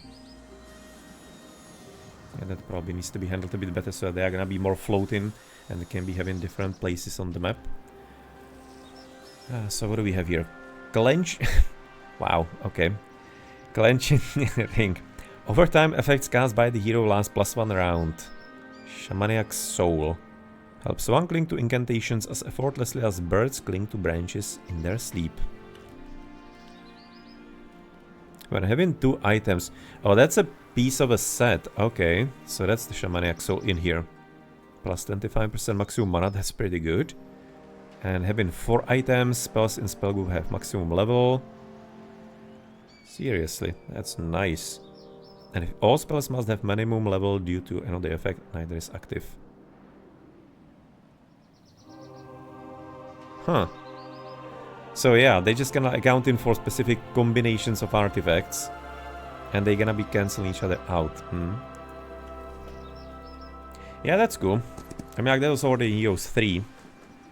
In... Was it Armageddon's Blade or was it Shadow of Death that was adding the combinations of artifacts? Armageddon's Blade, right?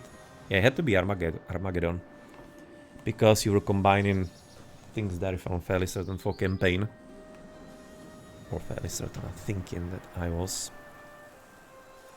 Oh, really? I'm gonna be having the same sesh that I already bought, or had gotten from one of the dwellings. That's unfortunate.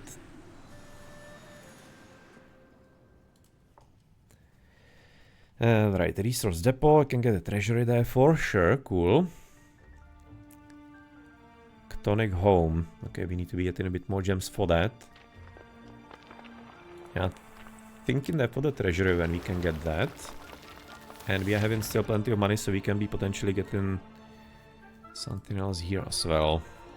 I guess the bank, so that we can go into the treasury. And then the depot. Okay, let's go to the bank.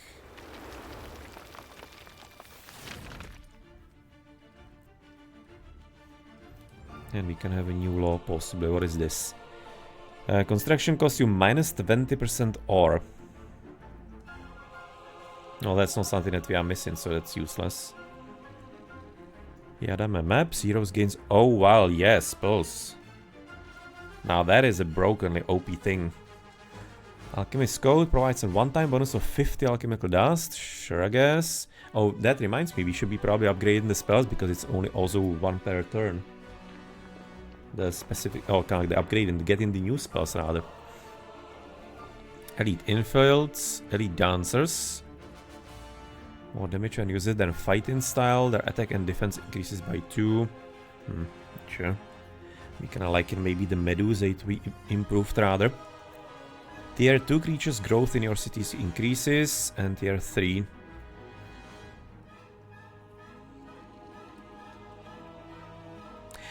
No, I mean, like, at this point, it's kinda restrictive already, I'm thinking, but I'm just kinda wondering if maybe it would be better to be having the dwelling increases tied to having at least one of the previous ones to be able to get into the next level. But it depends on what's the overall setup for the economy with law points here, but it kind of... At first look, maybe seems like it could be a bit logical. But yeah, I think I'm gonna be waiting for something a bit better here.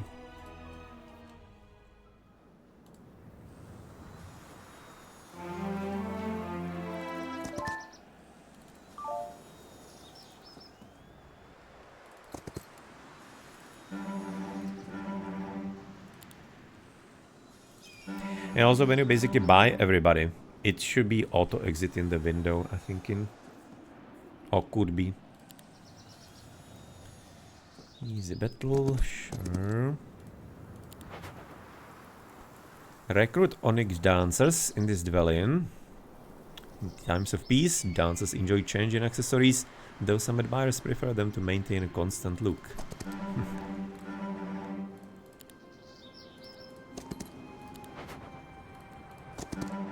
So a lot of safe houses around here.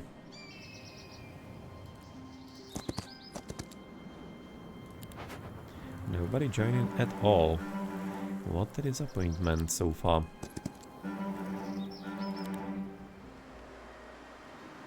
I have to be kind of like hit scanning everything or pixel scanning Because I have no idea what is gonna be clickable and what not, right? I'm playing this for the first time.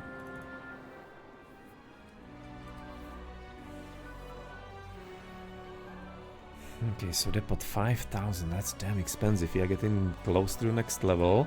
Chthonic Home, we are missing... No, not gonna be getting in time the gems.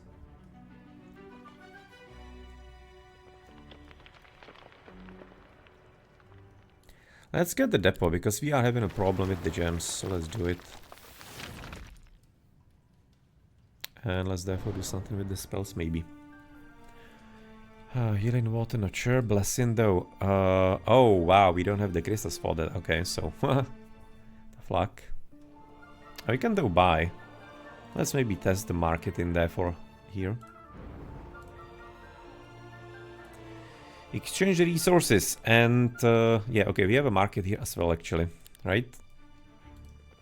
Yes, okay, wasn't entirely certain if maybe you just need to be having one in any city, and it's gonna be working, but missed that opportunity. So we need to be buying crystals.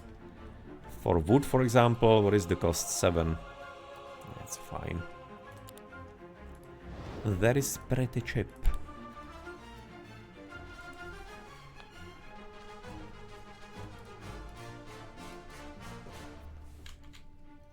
You have already upgraded the spell manually.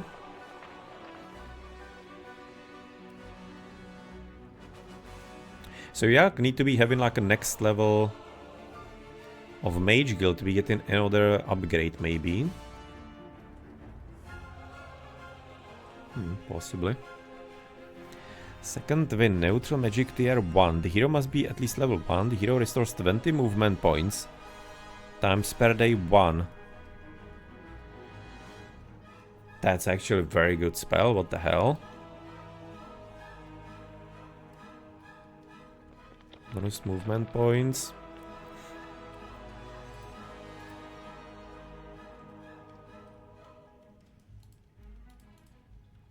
So it's just kinda really confusing to me why it was doing such low damage.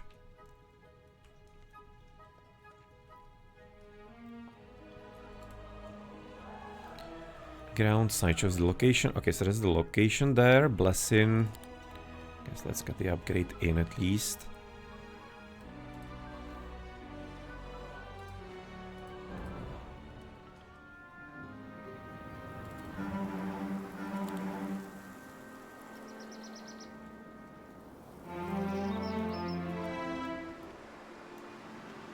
Oh, it is actually drag scrolling as well. Okay. It's gonna be probably a bit more useful considering that, again, the mouse doesn't hold to the window, unfortunately. As I have a second monitor.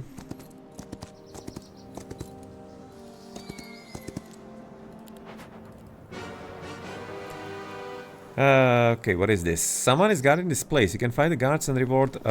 what is this supposed to be? Colosseum. Defeat its guard to obtain cavalry. Justin and Griffin fights. I'll gladly follow you to a more open area for better jousting action. Already visited, but we didn't actually fight it, so... that's maybe something that shouldn't be posted there for that it's already visited. When we haven't performed the action in it.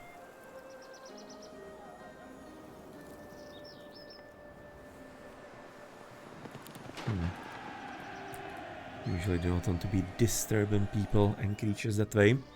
But 12,000, sure, we should be fine still to be getting the extra resource depot for further gems. And here we get in what? Walls, definitely not, that's a bit too expensive. Lyceum, who cares? Gymnasium. Not entirely interested in that. Guess this may be built, for example, this. Frankly, the notification when something is getting constructed somewhere could be a bit more overt and a bit hidden still.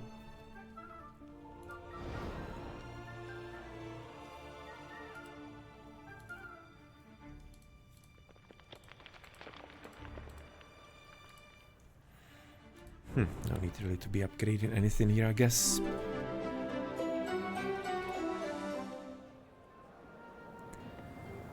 Well, heroes gain double XP. Now that's one hell of a bonus. Once per week, 24 of the alchemical dust. We have left it here. Alchemical dust storage. This is just like how it's written and whatnot. It's gonna be making it hard for me to play it because I don't want to be really stealing anything from anybody.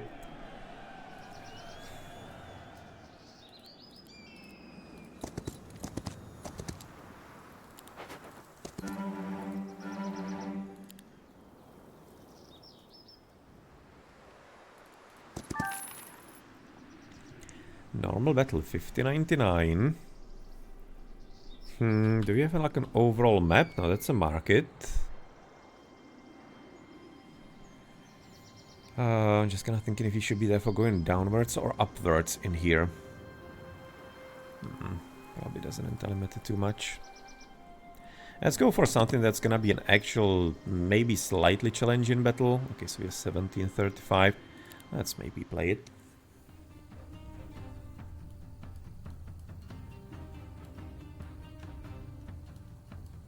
Yeah, it does swap. Okay. So not entirely certain if it's gonna be properly swapping or not, but evidently it does, so that's cool. You go there, you can be here. Sure.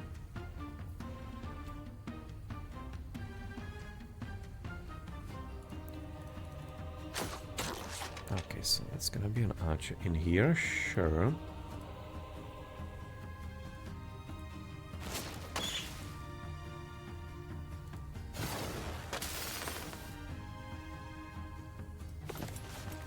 Is this gonna be working a bit better on you?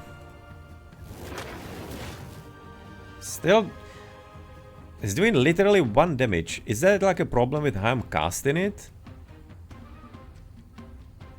It's just like wrong. Maybe it's a bugged spell, I have no idea. It's odd.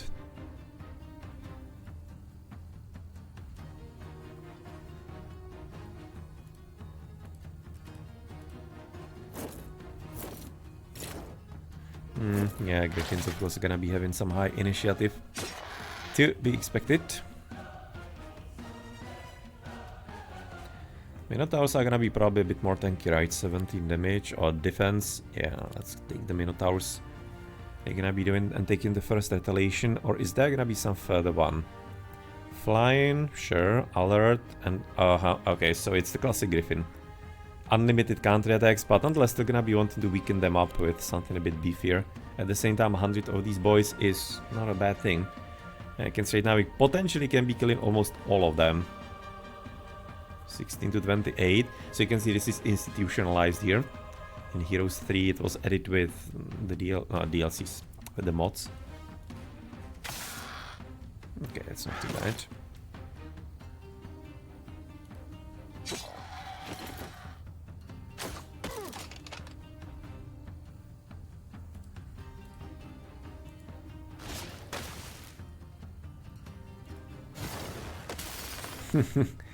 Literally 1.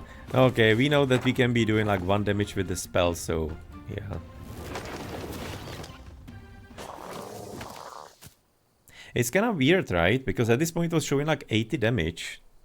So I wonder if there's some kind of thing with that. Basically it kills 1 monster, but it kills a different amount of, basically like a certain amount of damage. But it can get only like 1 kill, for example. Basic primal magic. Hero can learn tier 3 primal spells. Okay, so if you don't have like a general wisdom, you need to be literally just gonna learning from each of the schools. Well, considering you have only 8 skills, that is making things a lot more complicated. +4 to tier 1 creature growth in all cities. Kinda curious, but it's gonna be probably having some follow-ups, right?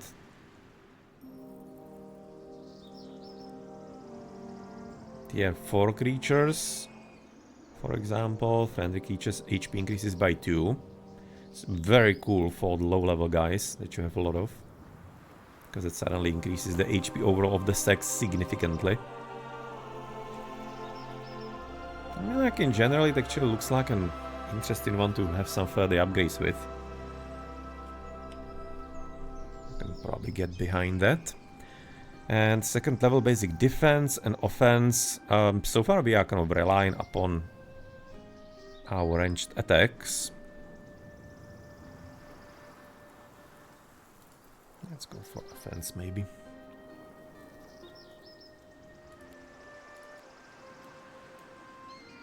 What is even the name of the creature here? Like, seriously. You can't even, like, right-click so that you can stay here and have a look at the monster.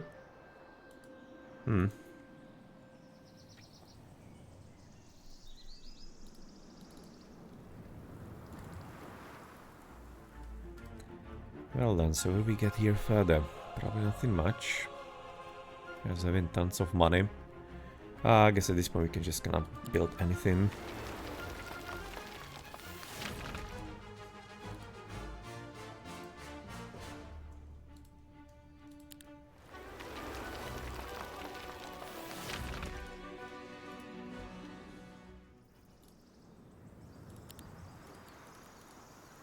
Wait, what? Can still move somewhere? Why is it asking me if I want to be ending the turn? Oh. Aha, because that's like a different path. And you can get like... interesting. Some kind of computation of the pathfinding being funny here.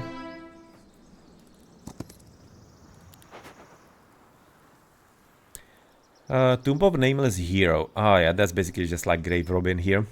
No god or godling approves of whoever just takes the offerings to a hero. Yeah, not gonna be doing that. And is that gonna be gonna recruit griffins in here? I don't entirely want those. But almost gonna look like that it's gonna be already the flag of another player. But I guess not. Defeat its guards to obtain Sentinels of Glory. Okay, Circle of Life. Gives gold and crystals after defeating its guard. The Woods and the Hive, united in their understanding that the dead are merely carrion to be recycled.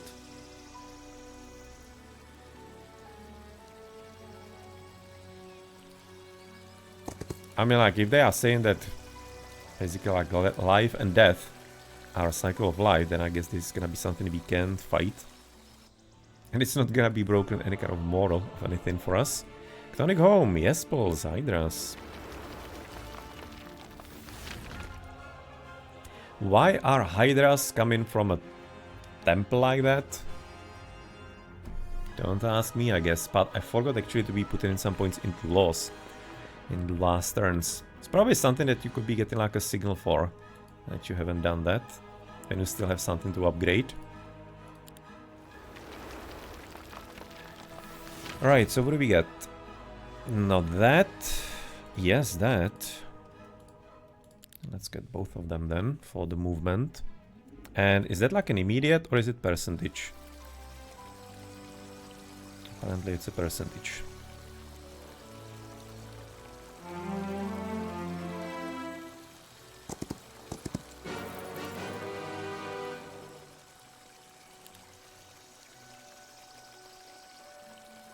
We kind of like if that animation wasn't here and it was just like an immediate. But I guess they have to be signaling somehow when they basically leaving the survivors in here. They need to be having some signal for that. Again, I think it would be just making a lot more sense to be having an army that you lost in here. Yeah, let's battle it out. It's gonna be a new kind of differentiation of the battlefield. Not entirely and all that many places to hide. She's gonna be pretty useful to be having a bit closer to the enemy, because it's gonna be letting her have some better damage.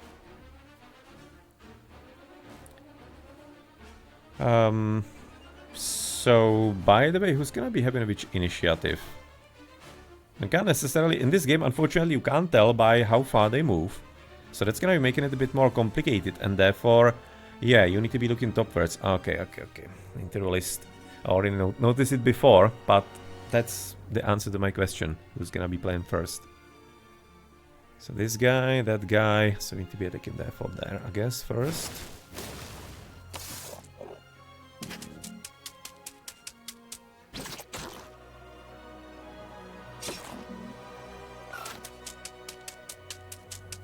Of course, going for the same one. And then we're gonna be having the What is it? Some moth? A hoplet.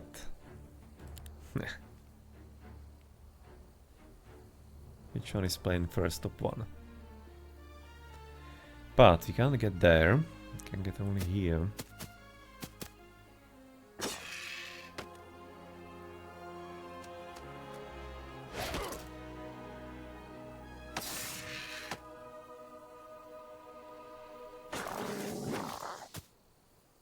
Sure, I guess. Basic diplomacy allows you to sometimes recruit neutral armies for gold instead of fighting them. So that's a classic diplomacy. Still waiting if somebody's gonna be wanting to join for free. Expert tactics. Yeah, no need for diplomacy, I guess. Creatures gain +3 defense for each adjacent ally, sure, and whenever a friendly creature kills an enemy with a counterattack, their counterattacks are refreshed.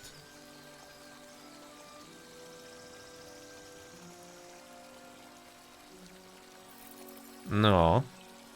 Again, if you're gonna be having some big stack of big boys and send them forward, this could be making them pretty OP. 1500 gold and some 4 crystals, sure.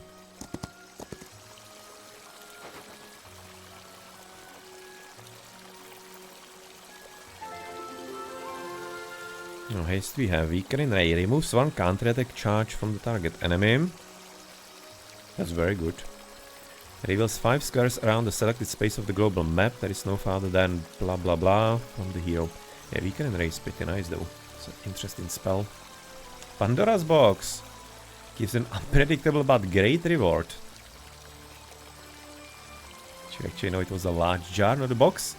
Well then, let's open it up. Let's not these cowards. Aha! So it actually is really good. I wonder if we can be having also the negatives. In Heroes 3 you can be basically you can be opening, I don't know, into 10 Black Dragons, for example. You can have very significant negatives there. So I wonder if that's the case here as well. But based on the text, maybe not. It should be kind of, I guess, weak.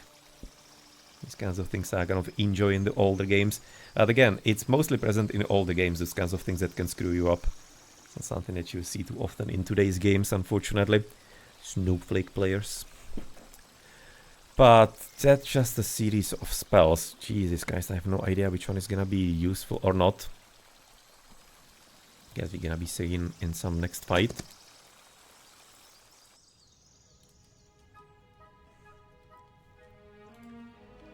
Yes, let's get the next Mage Guild. So that we're gonna be seeing maybe something a bit more interesting here. So what does that mean? Okay, 1, 2, right. Crystal Crown. Place up to 2 crystal obstacles. So basically walls. Fireball, sure. Shade Cloak. Target friendly creature cannot be targeted until the end of the round. Huh. That's very good for protecting archers, I guess.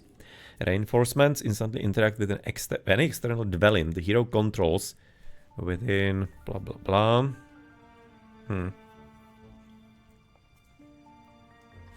Curious for map control. And Shadow Fly, the hero flies and can freely move through any obstacle on the global map. How do we actually get those?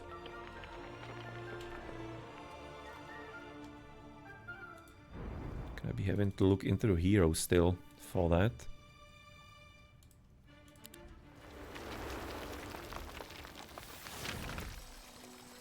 Okay, so there's the spell book, ground side. But nothing else.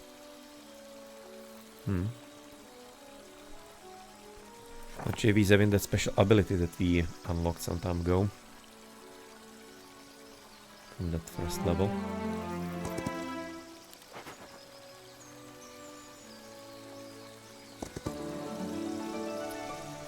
Do spell power, attack and defense. We have the belt already, which is nice for the enemy morale malus. Cloak. Let's get a cloak so that maybe the spell that we are using is actually gonna be somewhat useful.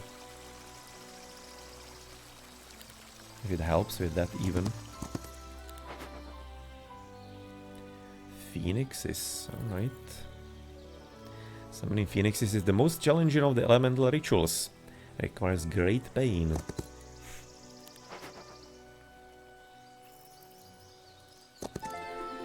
Well then, so one of 3 primal spells plays up to 2 obstacles, not caring, affect a neutral target in a... transform it into another creature of the same is that gonna be like supposedly for maybe if somebody's gonna be buffing a unit and you're gonna be just transform it into something else, like in Hearthstone? Maybe. Nazdar Sloune, a proč bych to dělal? Máš tady ty 40 000 streamů, tak proč bych plejtval časem, že by stejně nikdo nepřišel. Takže tak. No, and makes the hexes, firewall, ground creature, and no, it's a bit of a different wall in there. It's a bit curious, this one, maybe.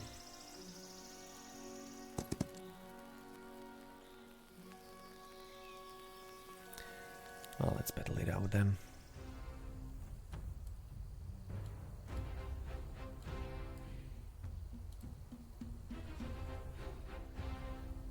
Oh, they fly.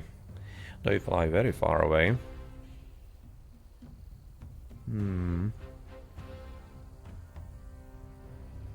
Does that mean that if I'm gonna be here, it's kinda like sometimes a bit harder to see where they go, but it feels like that this is gonna be a safe space, that I don't need to be having anybody there. Okay, so we have gotten about 2 million spells from the Pandora's box. So what was it exactly? Blessing, Weakening Ray, Favorable Wind, target friendly creature deals... That's nice. Shorten Shadow, and in Light reduces the duration of all negative spells. A Favorable Wind for the girls with whatever, throwing daggers. It's gonna be useful probably. Okay, let's move here then.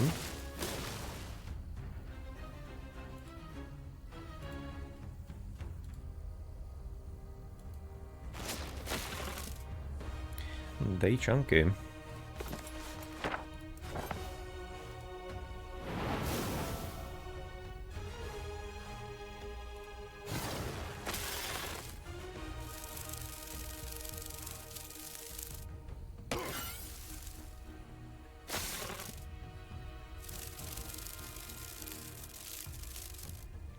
No, I can't be actually getting that. That really wasn't visible from that kind of like notification at all.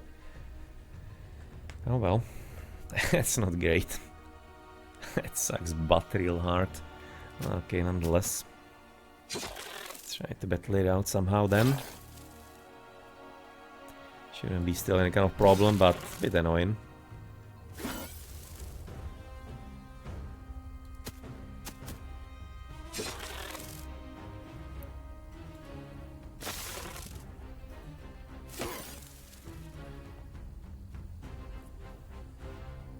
Oh, we have a second attack in here. That's nice.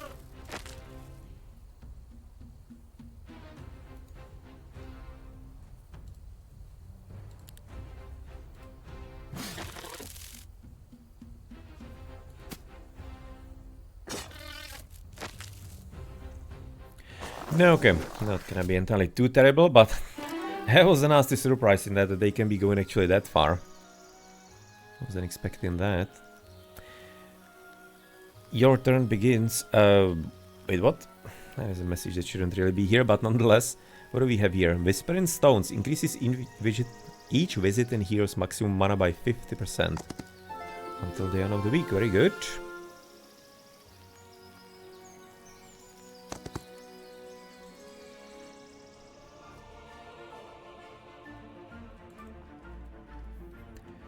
Well then, so probably nothing here, even though we are having 35,000 gold at this point, so I guess we can probably afford to do practically what we want. So let's just gonna build up everything.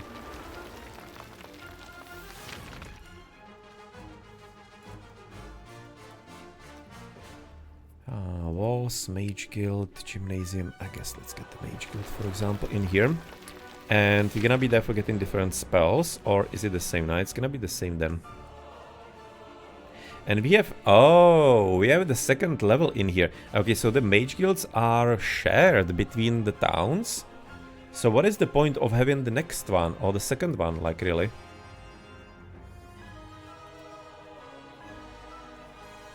We have gotten this. Not entirely certain we actually had the thick hide before.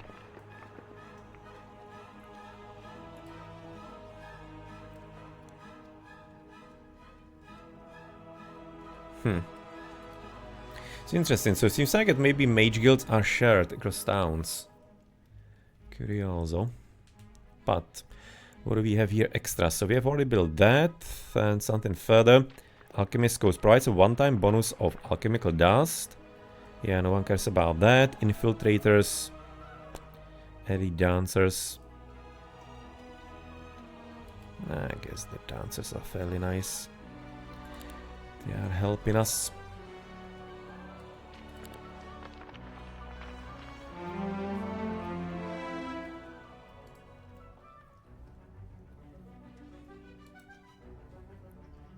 And Milak, if you're in the building and you'll be switching into the second town, you should be kind of sticking to the... I'm thinking into the... How was it called? Into the screen, in my opinion.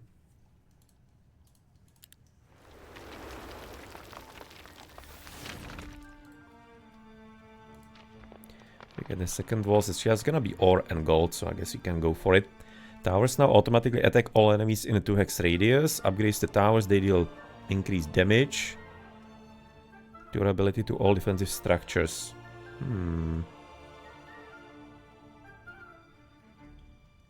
Thinking probably this. Increased damage maybe is making sense more to me. And after improvement produces 1 gem per day. Well, gems, they were a problem, but right now they are not, because we are of course having the silos. It's gonna be nice and would be better for the crystals to come to us. What do we have here? Heroes persuasion power in diplomacy. External building structures under your control gain. Okay, +2 line of sight. Curious. Provides a one-time bonus of 5,000 gold. That could be useful. Elite Minotaurs rather than Medusae I really want. And this is enemy creatures initiative reduced by... Oh, that's actually really good as well. Well then, let's do. Gonna be our target, I'm thinking. And there's the enemy. Well, well, well. Does it actually show if it's gonna be easy fight here? No, with the enemy hero, it's not anymore. He's having an empty town, so we can try to troll him.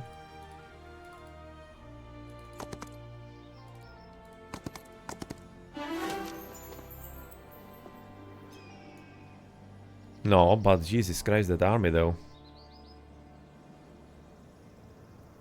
That army though, right? Thinking we are not entirely equipped for that. And he seems to be a good spellcaster. I'm thinking I'm actually... Might have gotten myself into something I'm not gonna be able to get out of. Train was successful. Yeah, that was probably the Lyceum, therefore. He's having it as well. Not sure. Does he? Oh, Gymnasium. Yeah, he did. It's not entirely all that actually well built up around here. Probably not wanting to be right now investing into it too seriously. Can we buy? No, we cannot. We can upgrade maybe something. Okay, Troglyphs can be upgraded. No! Okay, that's actually change upgrade. Oh, well, oof. I was kinda thinking I actually messed it up. Damn. No, what do we want actually you? Guile Infiltrator. I guess it's gonna be only one, therefore.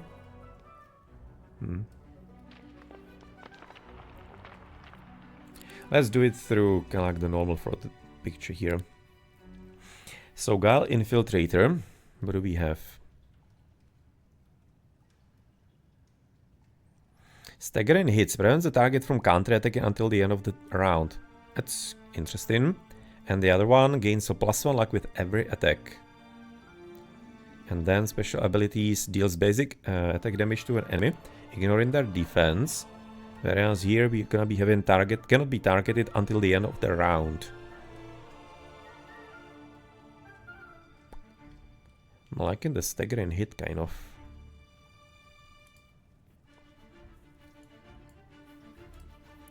Let's put those boys together. What is the... Oh, that's a heavy mage guild right here.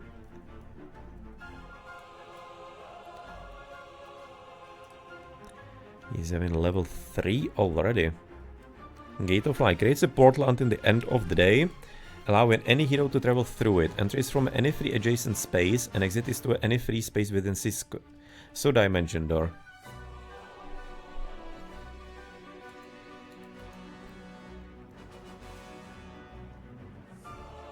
And I just like not entirely certain how you even like learn those. Level 2.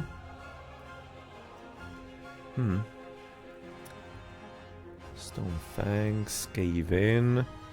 Shackles. Target enemy cannot counter-attack. Very useful spell. Song of Power resets the cooldowns of the target friendly creature. Okay. Fairly complicated spells and effects compared to what we were having before. Now I'm having a feeling we need to run from this, because this is probably not gonna be too much fun. As far as the walls, we have the basic walls, right?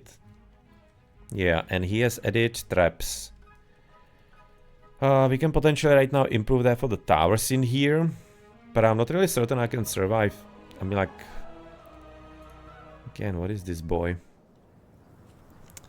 20, 40 dancers. He's having plenty of troglis and infiltrators. That's gonna be the first one. Then not sure what is the fourth one.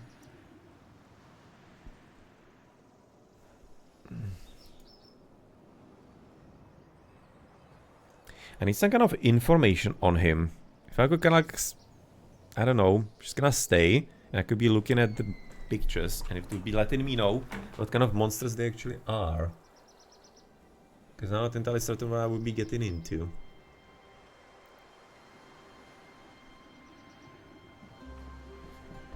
And I'm very strongly feeling that I'm not equipped for this. Even with the castle for the defense in there. Okay, second wind. We are having how much mana? 25. So we can get second wind here. Or we can teleport.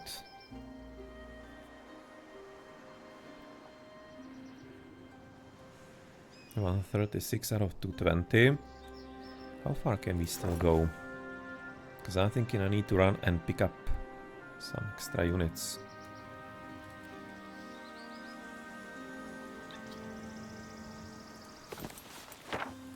Can we like hide behind some mountains then with the spell maybe?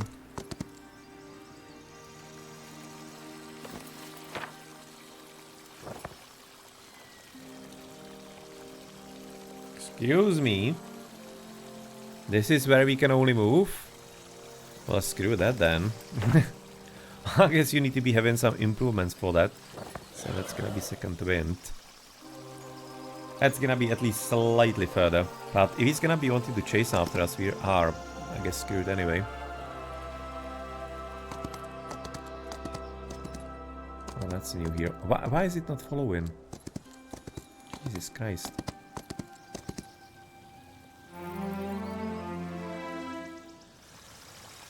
No, that's getting a bit funny here, apparently. At least he doesn't feel like he wants to be attacking us yet, so that's interesting. And we don't have problem mana at this point for the second win. Oh, we do. So at least a bit of extra movement in here.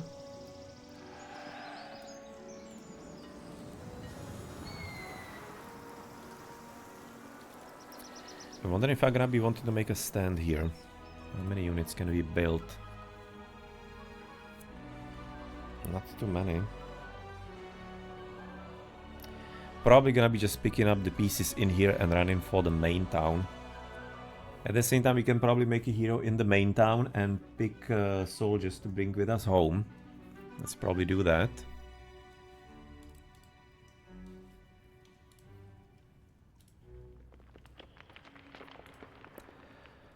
Devir, son of Devir. The Eye Collective. What do we have here? Balthazar's Lair. Balthazar's Lair, by the way, again, another callback to Might and Magic 8. That's the one that you drain of the water. Minotaurs are gaining, and here, under its command, Grand Shoth. Gain speed, initiative. Grand Shoth. That's some kind of like high level monster here. Black dragons, cave dragons.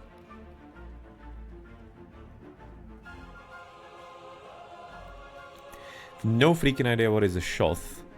But it's probably not a unit that we have here, which is a bit odd.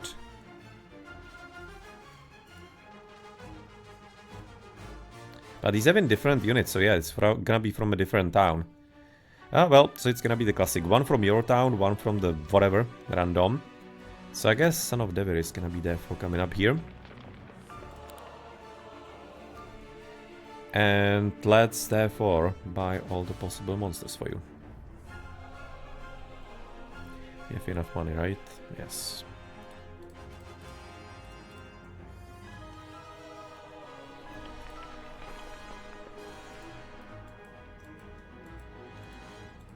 Oh, you can actually... Aha! Okay, that's cool. You can immediately switch into which kinds of monsters you want to be getting on the upgrade. Alright.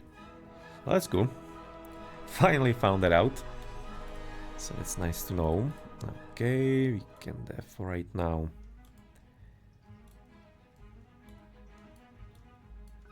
These up here.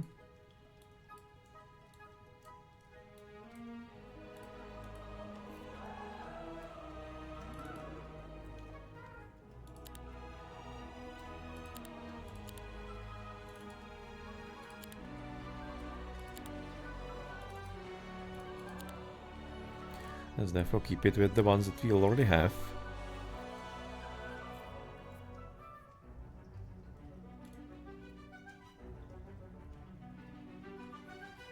Can we upgrade something here? Not really.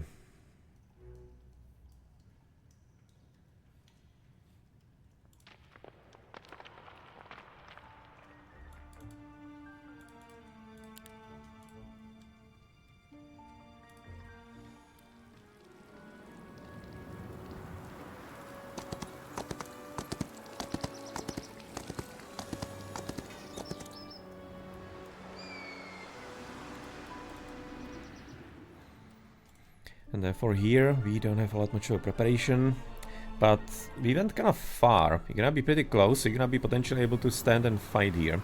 So I guess it might be worthwhile to improve therefore the walls.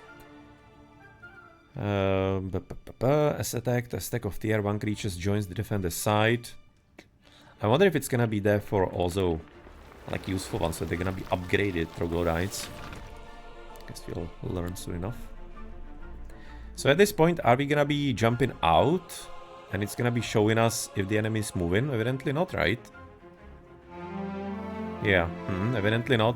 Yeah, that's not entirely great. Where did our blue boy move? Back?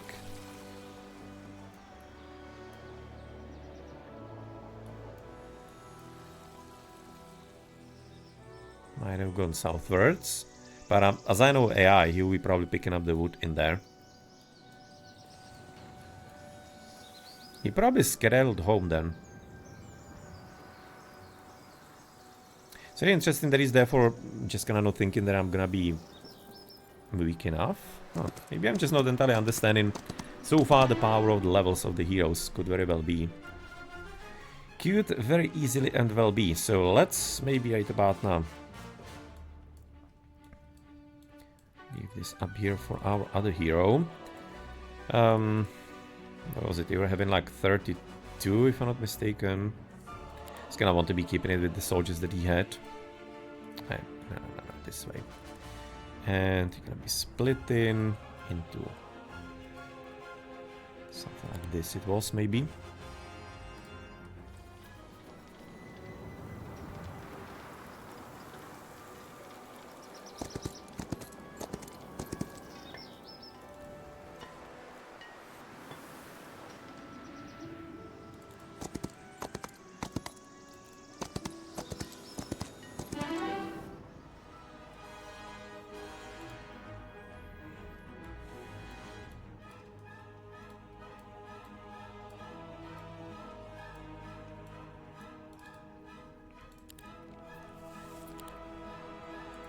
Oh right, I actually forgot to improve those. Well, that's a bit of a shame. It's gonna be us taking space in here. No, nonetheless, you don't have to be there for upgrading anymore here, I guess. But we're still having tons of money that we don't really know what to do with, so let's get no infiltrators, those. Guess you can buy even the Troglis, why not?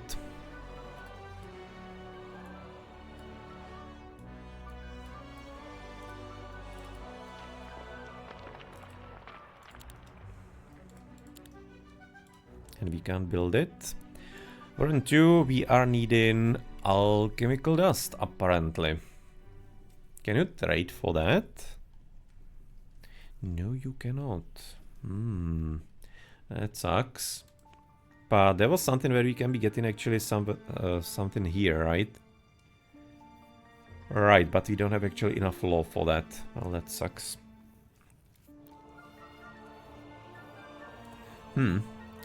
So nothing yet, I guess.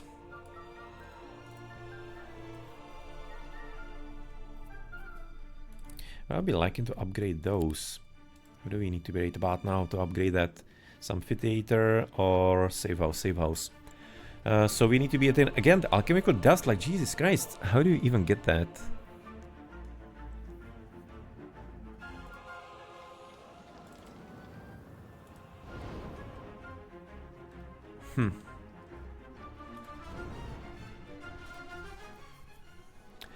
That's a bit blocking me, but we don't have any kind of movement anyway, so you can stay here for a round then.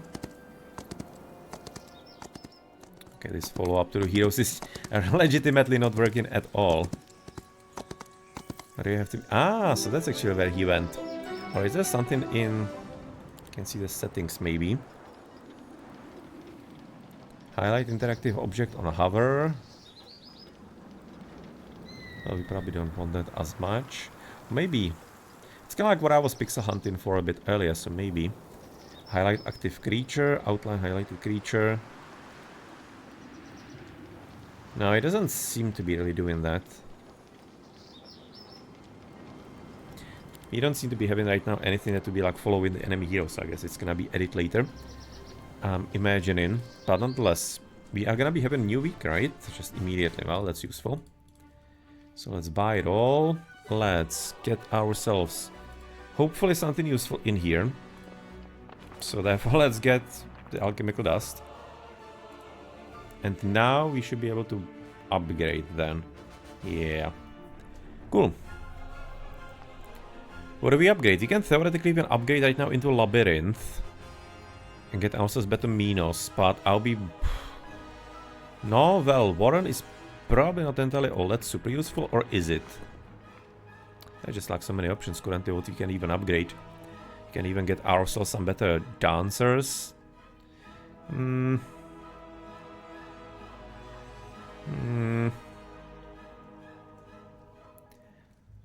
Let's go for the save house when you already have those guys.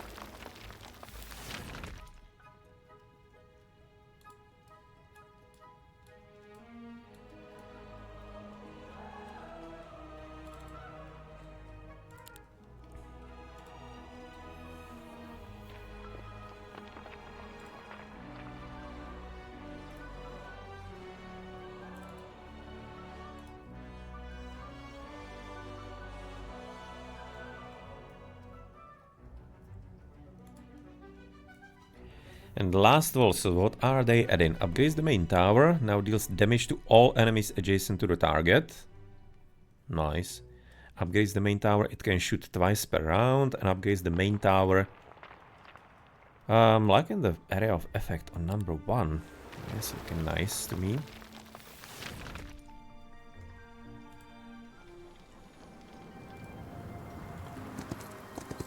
No. Wow, you actually won that. Was not entirely wanting to be going for the battle, but nonetheless this is gonna be an opportunity for, I guess, just gonna accept in right now our normal battle, but mistakes were made. Again, I'm just absolutely not used to the red being in the danger instead of insufficient walk points.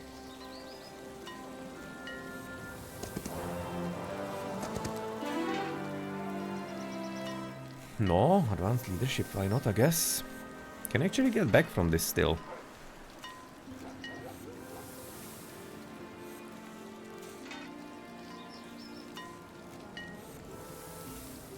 Did it do automatic something? Or did I just gonna lose the special bonus therefore with that? Or did I just completely like exit? No, I've gained the experience. I don't see anything special in their edit. Oh, I might have... If you actually click escape in from that point of view and from that window, you might be actually losing the extra bonus. Well, interesting to learn, I guess.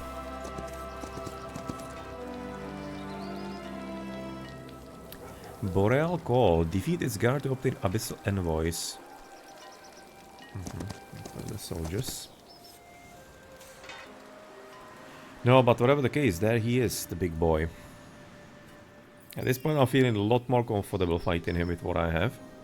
I would still maybe liking to get the upgrade onto the Troglis. I'm probably gonna be staying in town to see if he's gonna be wanting to attack me. But I'm thinking he will probably not want to do that. But I'm willing to just kind of wait here for a turn and see what happens.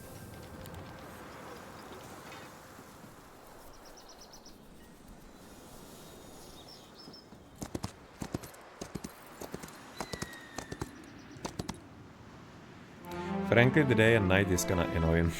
It's an interesting effect that you are not playing, but you see a lot less clearly what the opponent is doing. I'm thinking that probably could be at least a toggle to remove.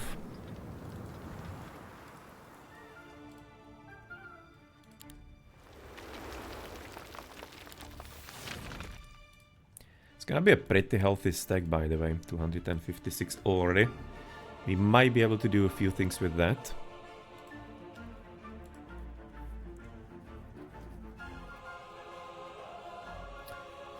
Sure, I guess tons of money, we can build everything that we want. That means if we build it here and we switch to other town, no, we cannot. Okay, so it is still tied through town. It is not like cross towns. I think that the Mage Guild though is cross towns though. It very much feels like that it is.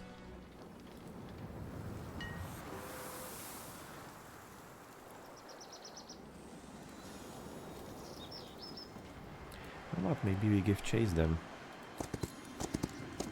If he's gonna not wanting to fight us, maybe he is weak enough for us to do something to him. Apparently, if it's gonna be automatic, then it's a victory. So let's go into a battle against an actual hero. No, he's a good spellcaster, so I'm not entirely certain if I can be actually affording to be clumping up the units. I'm almost wanting to say that probably not.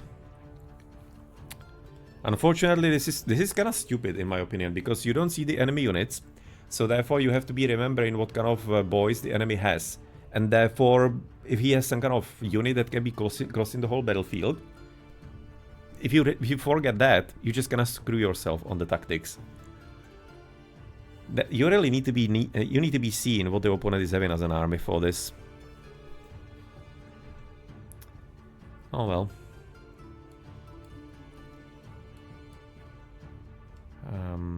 That way probably, that way. We can be protecting those. Hydra. What do you have? Virulent strike hits all adjacent enemies. Sure, growing teeth. Creature gains +1 attack until the end of the battle whenever it takes damage. Well then, motivating you to fight and therefore heal it. Deals damage to the target and to adjacent hexes to its side. Classic for Hydra. Swift strike. Enemies do not counter-attack. Yeah, it's just like a copy of a Hydra from Heroes 3. Sure. Hit points 130. Not looking like too much, frankly. But that's gonna be probably our damage boys. I'm thinking that maybe will be a bit of a guard here, the Trogli. At the same time with our bonuses. Considering what kind of amount of units he had, I probably don't want to be necessarily too aggro. Let's maybe build it up this way. Okay, that was what? Reaver, Black Infiltrator, weighted, blah blah blah. A natural calm. So that's gonna be, I guess, limiting our initiative, or what is he doing? No, minus 25% basic attack damage. So weakness. No, alright then.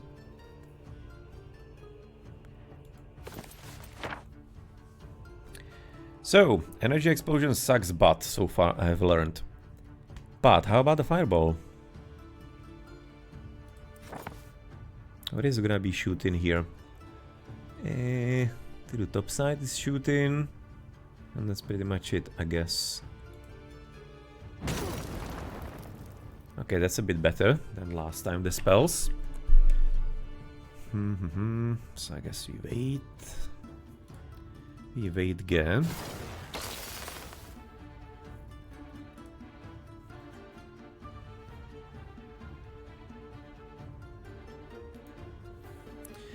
Reaver, Apex Predator, so that's gonna be, I guess, the special whatever.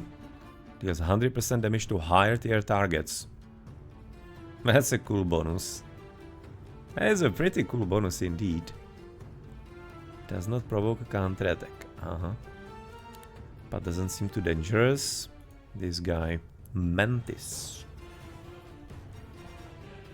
2 speed until the end of the round. That's an interesting one. Takes minus 20% damage until the end of the round as well. Okay, so he has different adaptations. Well, I guess we're just gonna remove therefore the shooters from the picture also. As much as possible. So that we're gonna be forcing the enemy to move upon us.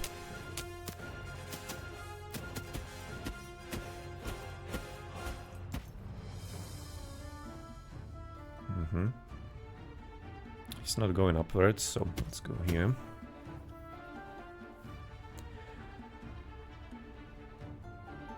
No, how far can you go? Quite a bit far, so if you actually move here, he's probably gonna slaughter us with the reavers. That damage is kinda scary. Yeah, well, I guess we're gonna be having to wait. Inviting, but, well, you wouldn't be too happy about it after. However, this could be a bit better. He's going only there. 45, 75, or he's gonna be going this way, so if... He's going here, so he's probably gonna be able to go into his field. This is kinda what is annoying about the showing of the range. That it basically doesn't show you the whole range, but basically active range, where he can be going now. Fairly certain he could be going onto the Minotaur spot if you kill him. So therefore, that's danger for us. So we can just gonna do this.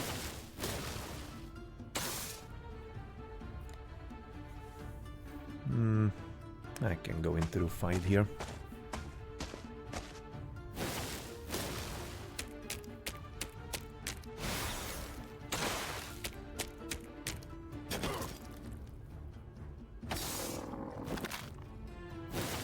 Second right now, battles and turns. Yeah, basically like the turns and how often they play. I'm gonna be having to follow in this up. I'm just not used to looking at the queue. But I will be having to do so because there are very different rules to how the units actually behave and their initiatives. So that's gonna be a lot more important to keep an eye on. Do we have some buff for you? We have some blessing. Target friendly creature deals plus 15% damage with basic attacks. Something better maybe even. Probably not.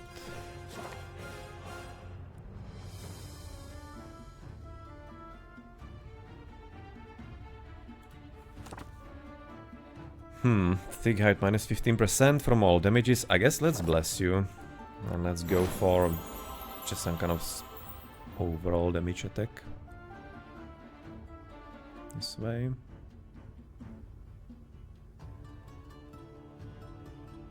I mean, like the Minos can be theoretically attacked maybe by the troglodytes. Let's go this way.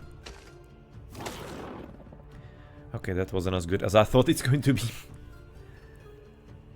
I was hoping for a lot more indeed. I guess you need to be right now going for you. Can be a bit of a pain in the butt here.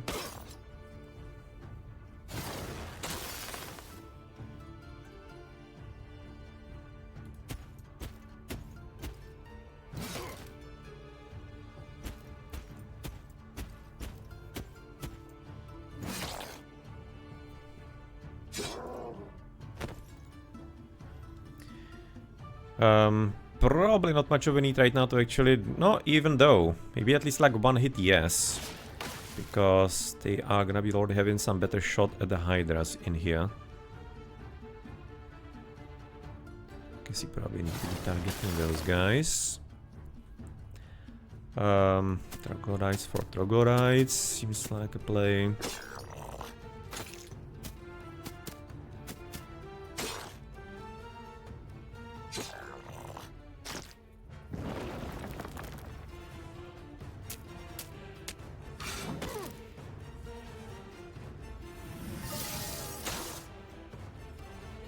He casted it again, or was it like a dispel?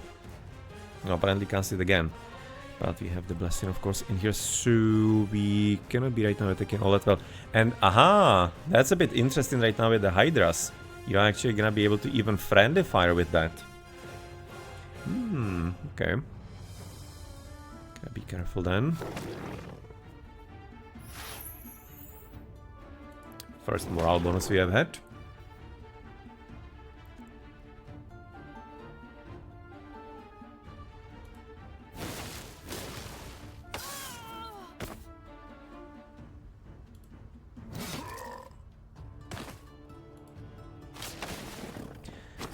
So in the end, wasn't entirely too powerful, the opponent, it looks like. However, the army wasn't too bad that he was having. But, of course, accepting the result, so he had some special bonuses on him, or bonuses artifacts. Again, you're just gonna need to be seen what these things are, of course, here.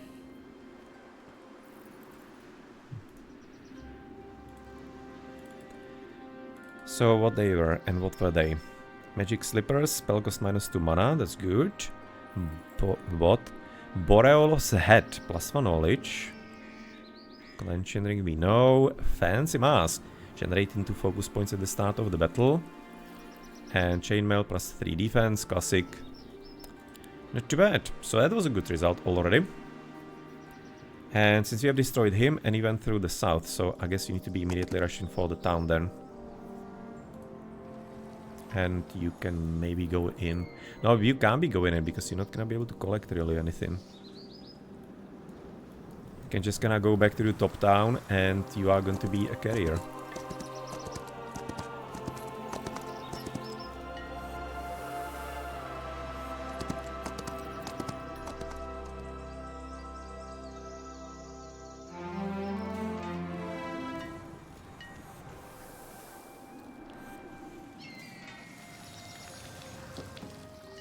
Why did it get cancelled? Why is he not keeping the path? Maybe I just gonna click extra. Let's assume that for the time being, that I made a mistake myself. Nothing here. And... I just waste the money. And we have something to right now get... No. I'm just gonna use to double click in. Because some things you need to double click, some not. It's a bit confusing that way. But I'm gonna have to get used to some of the things. So nonetheless, we want to be there for getting improvement into the Medusae. That's kind of what I was planning and aiming for. Okay, so let's maybe just go for the town, I guess. I'll be probably trying to avoid maybe to kill him straight, if even he could do that. Because I'll be kind of like maybe to explore the map a bit more, if we could. But we need to be crippling him first and foremost, so that he's not gonna be annoying and we can potentially have the job pretty much done. And we can then enjoy the map. Can you camp him, by the way? In Heroes 3 you can just kinda camp the heroes, so that he doesn't bother you as far as the notifications at the end of turn. I don't see anything like that here.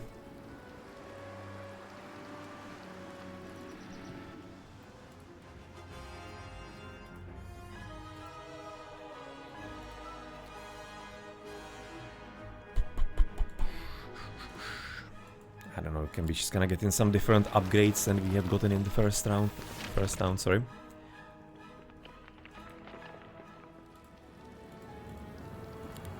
Yeah, just to be simply avoiding that. So if you're gonna be having some camping heroes, so that the game is not gonna be letting you know all the time.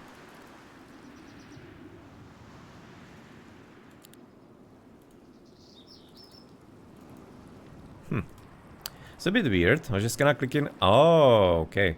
So that's a bit of an interesting feature. Because if you double click on the hero, then you're gonna be showing the picture, his character, and at the same time it's gonna be locking you on the map. It's kind of something that with drag scroll sometimes happens, and sometimes happens. Sometimes it's coded that if you're gonna be double clicking with the right or whatever kind of button you have associated with it, you're gonna be able to basically move the map freely this way as well without holding it. But if I'm gonna be double clicking outside of that hero, then it's not working. So I guess the underlying mechanism is there, but working, I don't know, or maybe just like not properly finished and sizzled. So yeah, give me the town. I guess if it's gonna be anything like we have the towns, then he's gonna be having another somewhere nearby. Probably to the top. I guess it's gonna be a mirrored map maybe. I'll be almost wanted to say that it's very probable that it's going to be. And again, the hitboxes. Sometimes when I double click, it doesn't register properly. Yes, sure.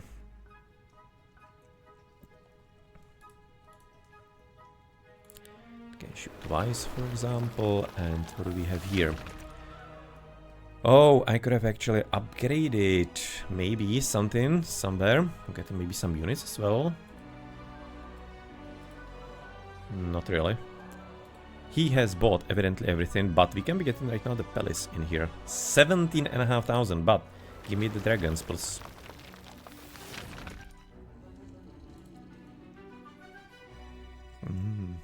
Looking forward to those boys for sure. Let's stay around. We have some kind of spells maybe to show where the heroes are. Reveals the borders of all areas, including those hidden blah blah blah. Gate of flight, reinforcements, read mines. Shows the precise number and intentions of all neutral squads within 18... No, that's good. That's visions. So therefore that could be letting you know exactly if the opponent, if the stacks are gonna be leaving or not. Or wanted to fight you in the first place. And town portal! Jesus, where did I get that? Selected city day control, 1 time per day. Just 1 day. But it's good for the defense anyway. I guess you're gonna have to be having some improvements. Can be used plus, yeah. So it's not gonna be unlimited as it was in Heroes 3, which obviously was super busted with expert earth magic. But 3 times seems kinda cool as well. And this is neutral magic. Tier 4. So, did he build extra mage guild here? Nah.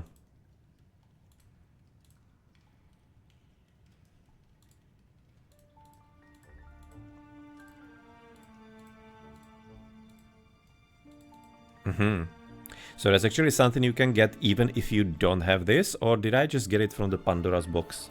Because unfortunately I don't remember at all.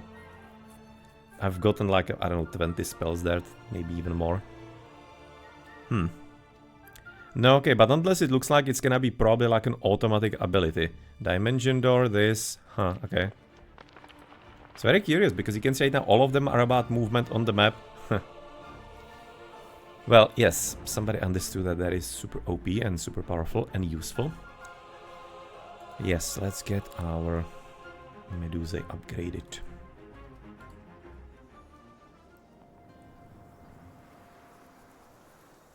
Let's probably follow them.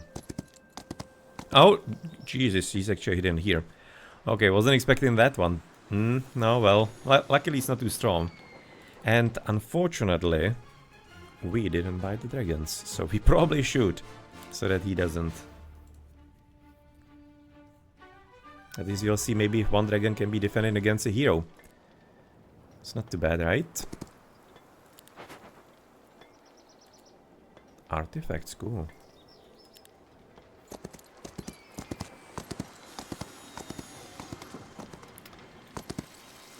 Okay, that's the second hero.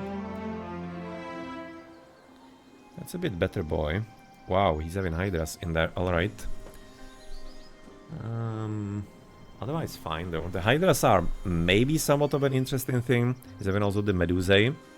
And that's the same as ours? No, that's the other ones. So we have just the petrification ones. And by the way, we didn't petrify anybody yet, did we?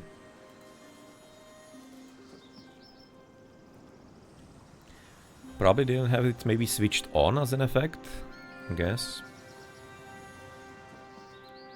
Oh, performs a melee attack. Yeah, makes sense. Makes sense that it's gonna be as the melee attack. Maybe you're gonna be getting to use it somewhere down the line. But let's pick up the artifacts here. We are missing something. Let's maybe keep an eye, or kind of like in our mind's eye, what we actually have and what we do not have. It's gonna be hard, I guess. So that I know what potentially to pick up. Fish to the face, plus 1 attack. Knowledge, okay, we have that. Yes, spells, morale is always gonna be useful. Spell power, defense also, restores 4 mana to the hero each morning. Kind of, maybe. I'm liking it a bit, because so far I haven't seen anything like a well. You have seen at maximum that thingy giving you 50% extra for like a week. I'm not sure where it was anymore, this one. The Whispering Stones.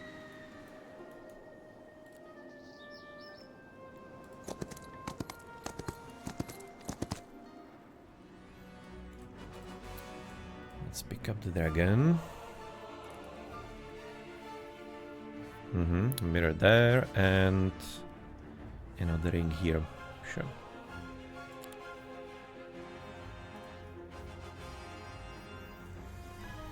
So everything built.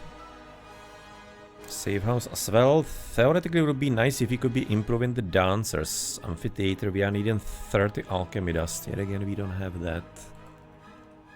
And we don't have any kind of further bonus to potentially gain it from.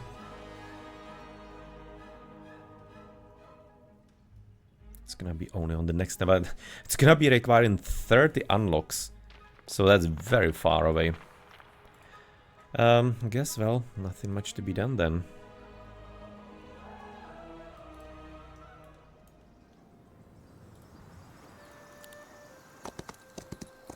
It's gonna be wanting to go for the town to the right.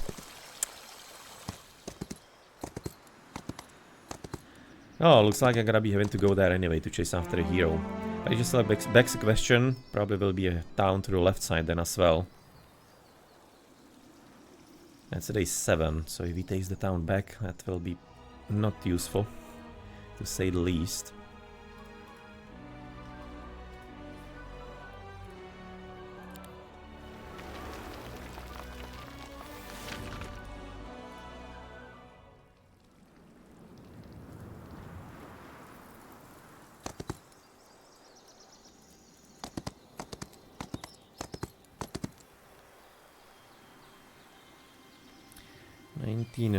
One 139 of the troglodytes.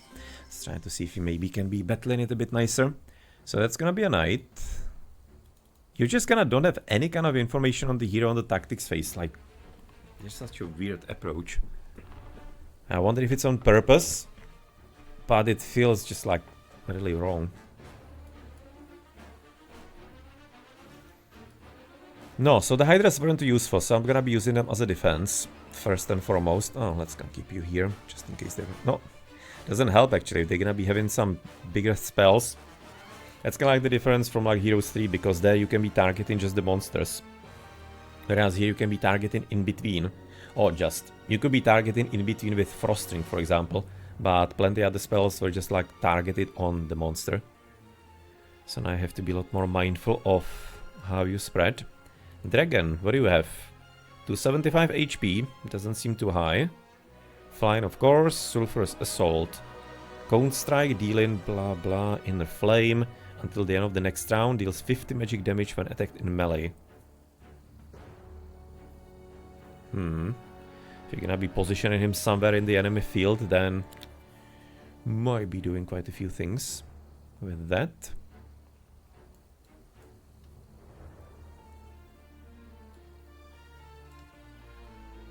I can kind of teleport around. It's gonna keep them maybe beyond the stones, possibly like here.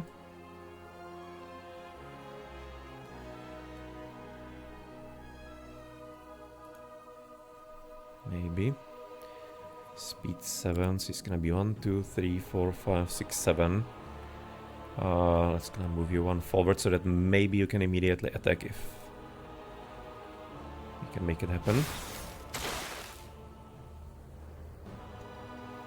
No, but right now the question is, do we want to do that? Okay, so you pick up the Phoenix from one of those things. Are dragons just like completely immune to magic? Apparently not. You're gonna be able to do something with them, as opposed to how it used to be before.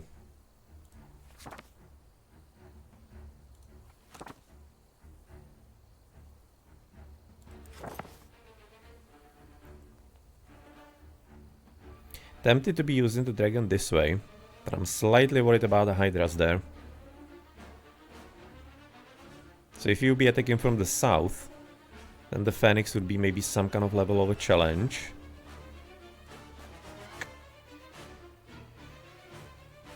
No, it feels to me that the dragons are not gonna be as OP as they were. But let's see. We need to be learning somewhere, right? Let's maybe give him thick height. Oh, we can't. Okay, so they actually are immune.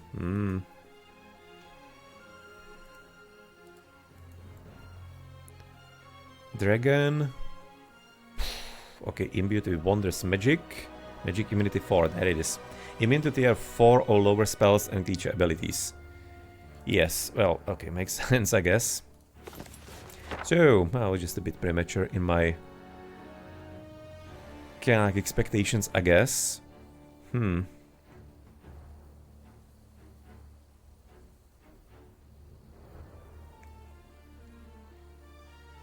Curses the target enemy. Curse target takes 35 pure damage. But I'll be loving to have something that's gonna be decreasing their attack.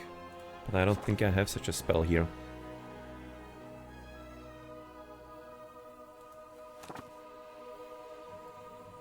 So maybe just like favorable wind again on maybe the dancers possibly. Now let's gonna do this and we'll see what happens. Oh, we actually can't be getting there to the bottom. Well, that sucks. Because the Hydras really are worrying me.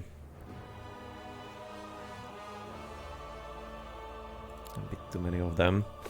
We don't have anything to really block them, right?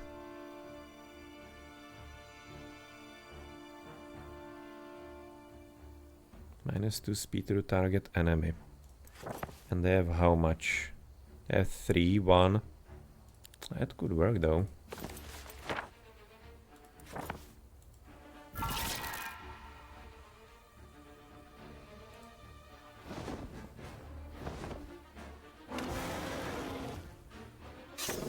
Well, that was weak. Should be maybe reading the text a bit more, how much damage it's gonna be doing.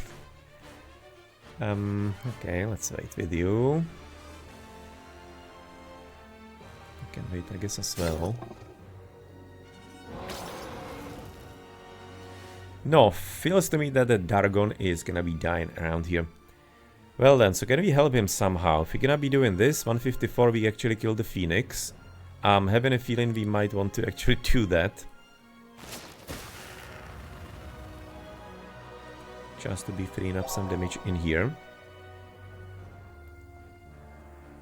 And let's move you forward. So that maybe we can be luring some enemy after you in case the AI plays the way maybe it could. Huh.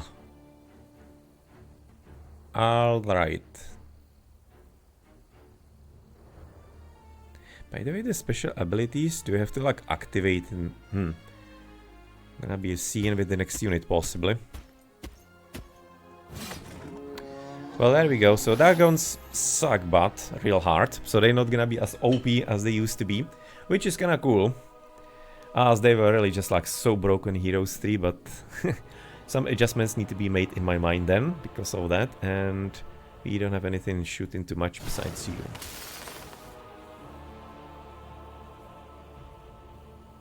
I guess you can just gonna defend immediately.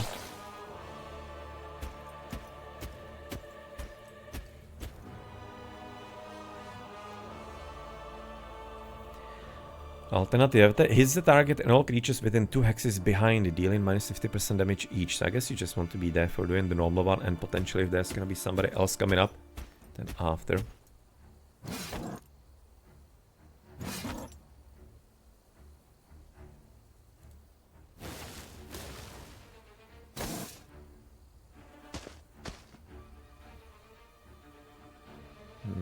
That's unfortunate. That is not good enough for us. We just need to be moving there for a bit forward.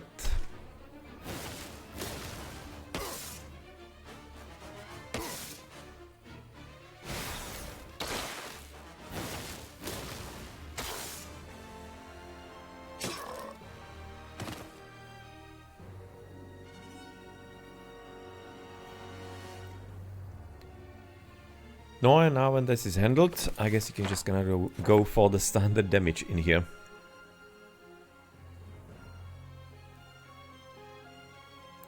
Probably into the double arches there.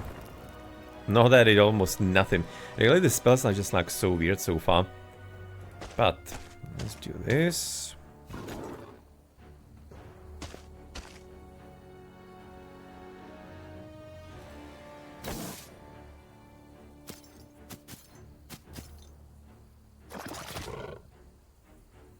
Yeah, that was the special ability. He was just gonna attack in from around extra.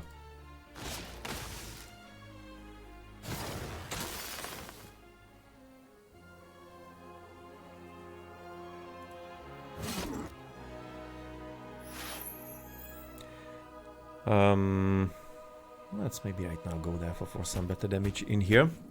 No need to be wasting it all on the Minos.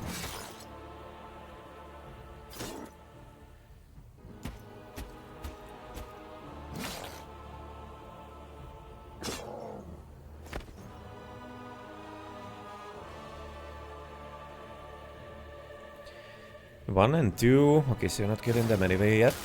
So no point in wasting that attack.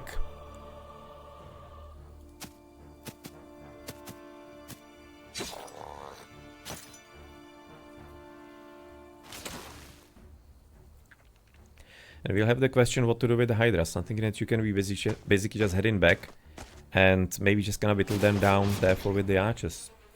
It seems like the best idea.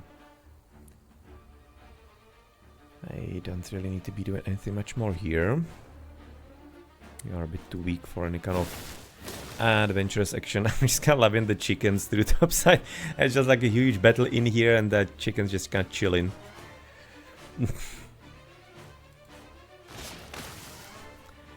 Right, right and good. It's actually moving forward. Are they running out of ammo? Maybe just kind of wanted to be there for switching into different attack. I guess that has to be maybe more that. They're getting morale bonuses all the freaking time. You still cursed? Yes. So I need to be right now waiting and... okay. You get in favorable wind. This way. Nice.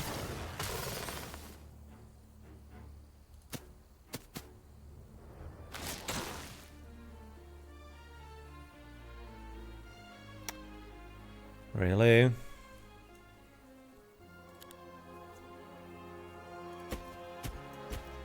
Don't want to be getting close to the Hydras to be having a free attack with them for him. Okay. That's not great.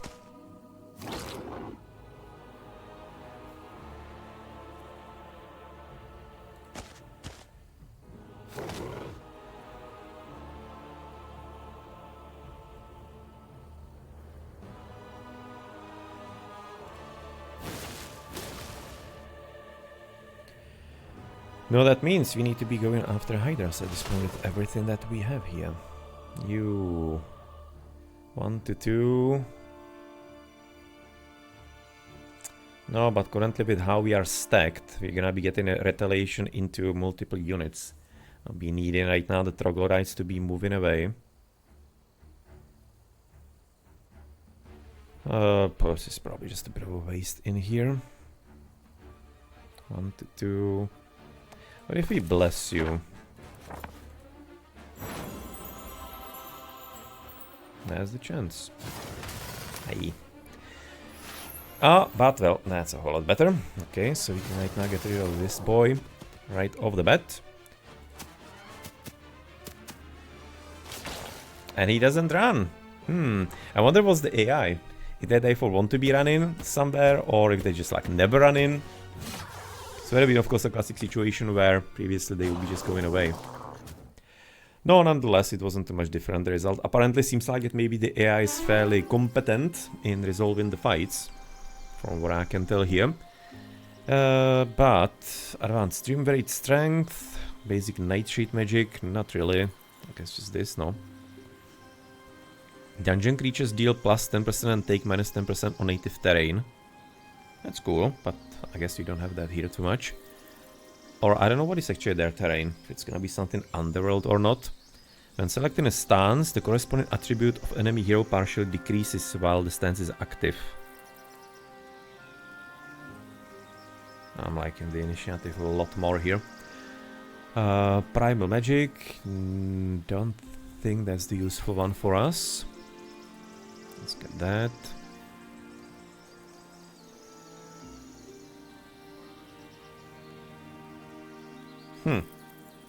Shows the intention of all neutral squads, but I'm liking the law points here. Sorcery. Yes, why not? Considering our spells are not entirely the greatest. Hero can learn up to tier 3 spells without needing to learn the corresponding magic school. Yeah. Yeah. That can help. That can legitimately help. So what are you? A bit annoying, so I guess let's maybe chase after you.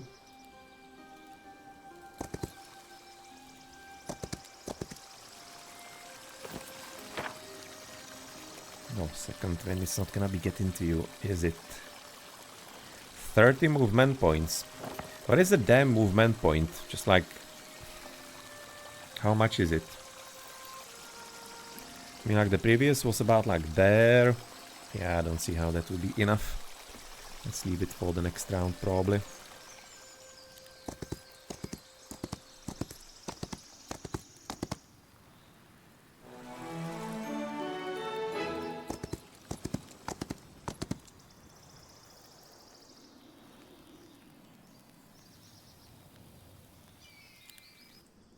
Let's do the fight. But at the same time, I'm also thinking that I've already had enough fight for the testing. So probably gonna be letting it on to auto-resolve maybe now. We can go a bit more forward, hiding behind the tree trunks.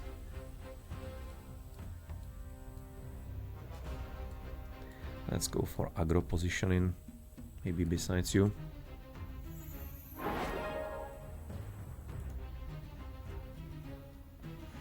+1 initiative, plus 20% maximum HP. Hey! Do we have something with high? Nah, we don't have too many Troglis here. Should be fine. So, let's see if maybe our increased damage is gonna be useful now. Maybe marginally.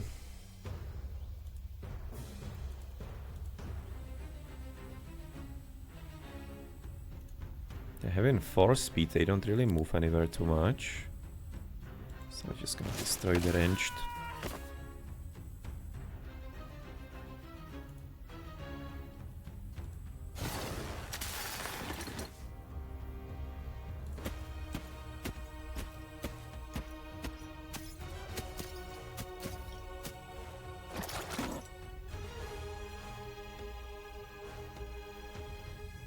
Can I therefore, if I do this and...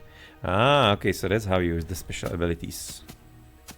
Haven't actually been using them yet. Okay, so Apparently something to get learned, or to learn, and get used to as well.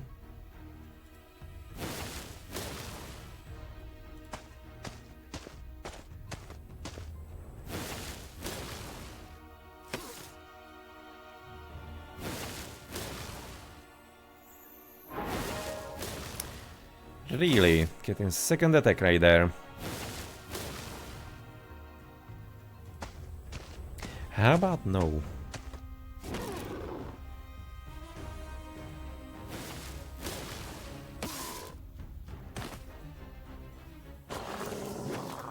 Oh well, pretty much the same result again. Really seems like the AI is playing decently. And new hero, just right now peeking out.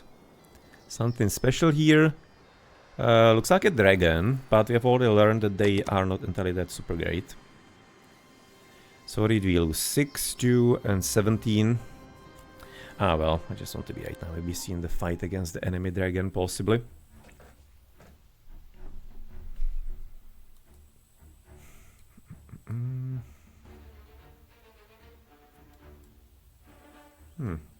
So we cannot keep you in some normal distances. We need to be at this point just a bit careful about the dragon attack. So let's maybe kind of spread it this way.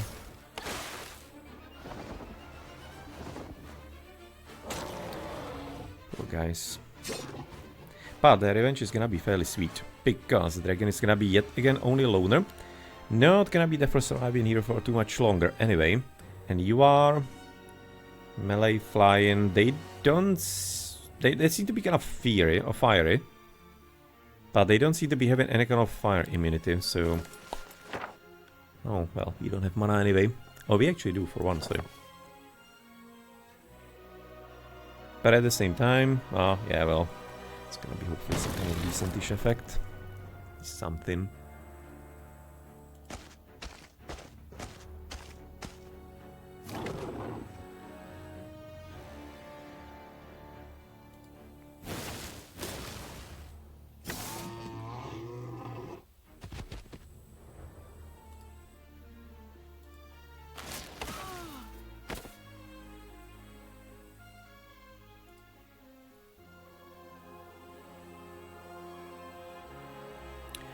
Probably doesn't really matter what I'm gonna be choosing.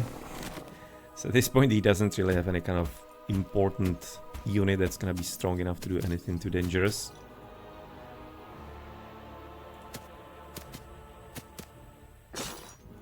One survives, really.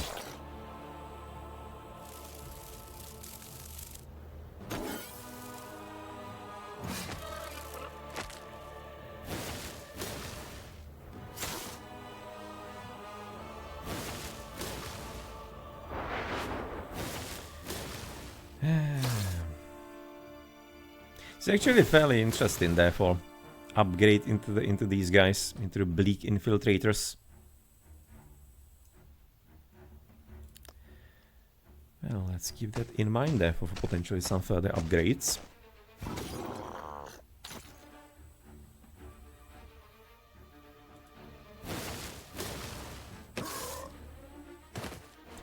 But our damage is not too bad either. Okay, so let's maybe kind of follow up down. I mean, there's gonna be down, up, and down most probably from the enemy. So it's gonna be easy to see.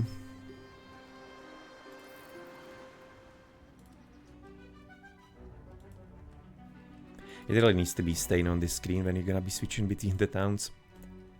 But nonetheless, nothing too important in here then.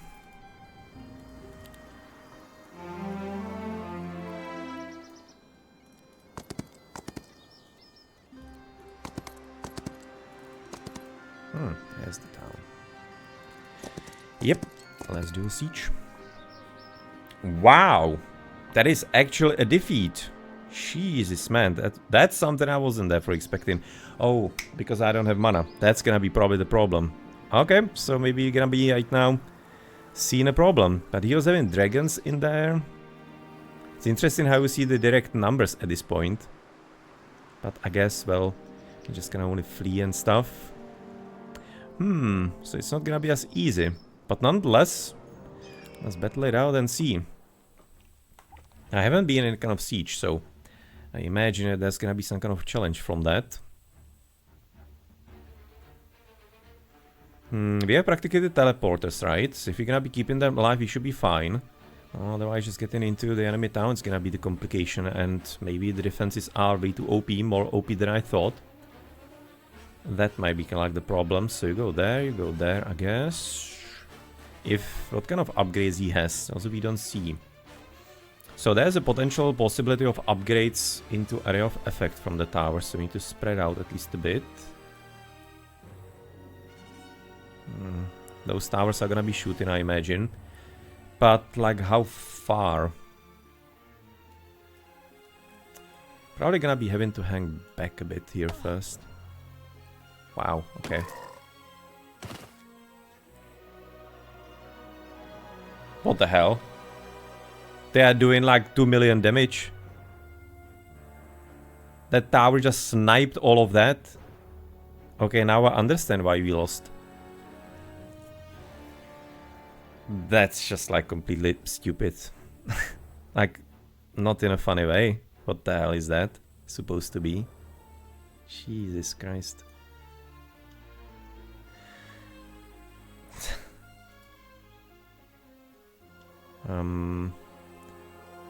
I guess let's maybe try to get in as soon as possible, if we somehow can. Because this is crazy.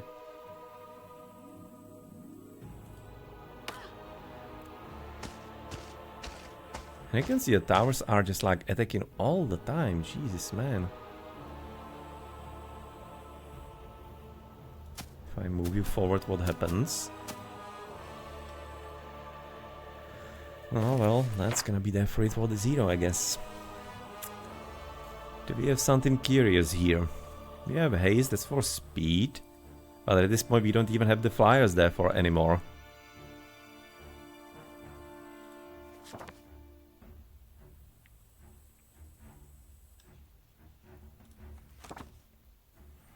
We don't have fireball, we're gonna be having energy explosion that evidently doesn't really do much. Can potentially go for blessing on you. See if it somehow helps. 200 damage.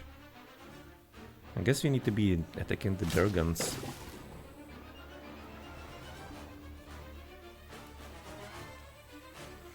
So yeah, performs an alternative melee attack. Chooses 2 targets for this attack, dealing minus 50% to each. Yeah, that's fine. Let's just gonna attack the dragon then. Nice.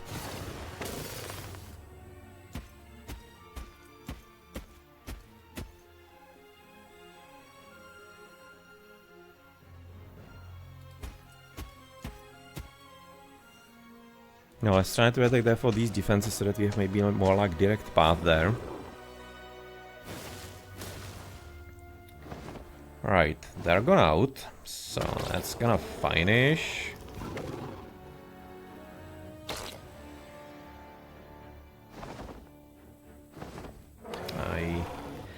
That kind of sucks slightly, but we should be able to get rid of him before we're gonna be shooting again. Like, what the freaking hell is this? Why are we losing the full stack on every single turn? Like, what the hell? And it doesn't matter how strong it is. Like, how are you supposed to be fighting against that?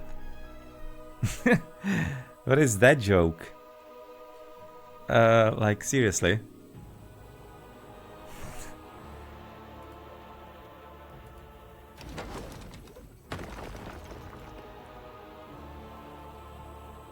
It's just like completely stupid.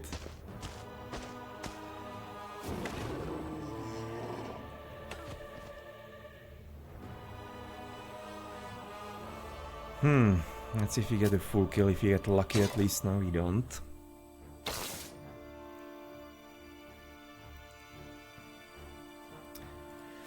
Okay, so we blessed here, there. Probably gonna be blessing also our other archers in here.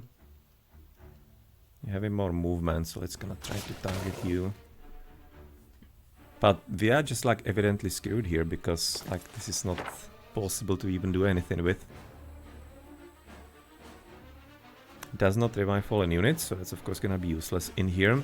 Now let's just gonna bless you and hope for the best.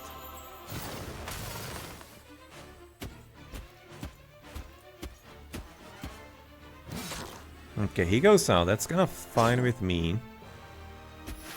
Oh, this is not entirely fine with me. But I guess the damage wasn't too dangerous. Now, at least he's aggro and he wants to be going out, but again, like 3 dead. And that's gonna be a dead stack right after, I'm fairly certain, because it's gonna be, what, maybe the primary target or whatever nonsense there is in here. Whatever would we use in this one.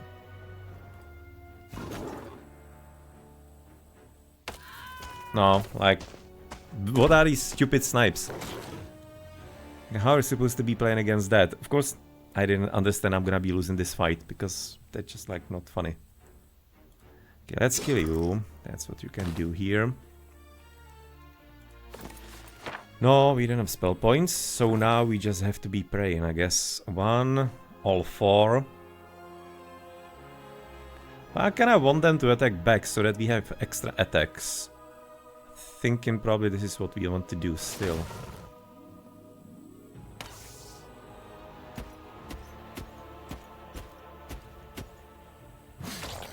Can we like get rid of this boss?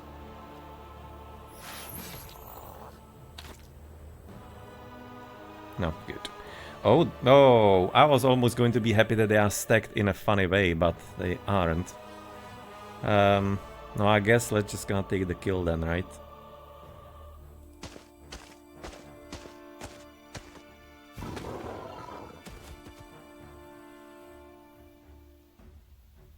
What do we have? Alternative melee attack, hits the target and all enemies adjacent, minus 50, moves to another hex within its movement range. Petrification, who cares about that? And the abilities in here, deals damage to target enemy. That's something actually I haven't been using either. So we use the catapult then. It was interesting how the catapult was also activating in there. And is that to win then? Or is there some... Yes! Wow. Okay, so that was not fair. But we actually managed to right now figure out a way here. But, like, what the hell? You really lose a full stack every single full turn? I should have been also looking at kind of like the position and what was doing that. If it was maybe like the Citadel Tower and whatnot. But, like, what the hell was that supposed to be? Oh, and that's a full victory of the map. So that wasn't an extra town to the top sign. Oh, Jesus Christ, though. That was just like a hard stopper right at the end. But we managed to at least figure out what to do. Which is cool, I guess. No, but next time I'm gonna be at least informed.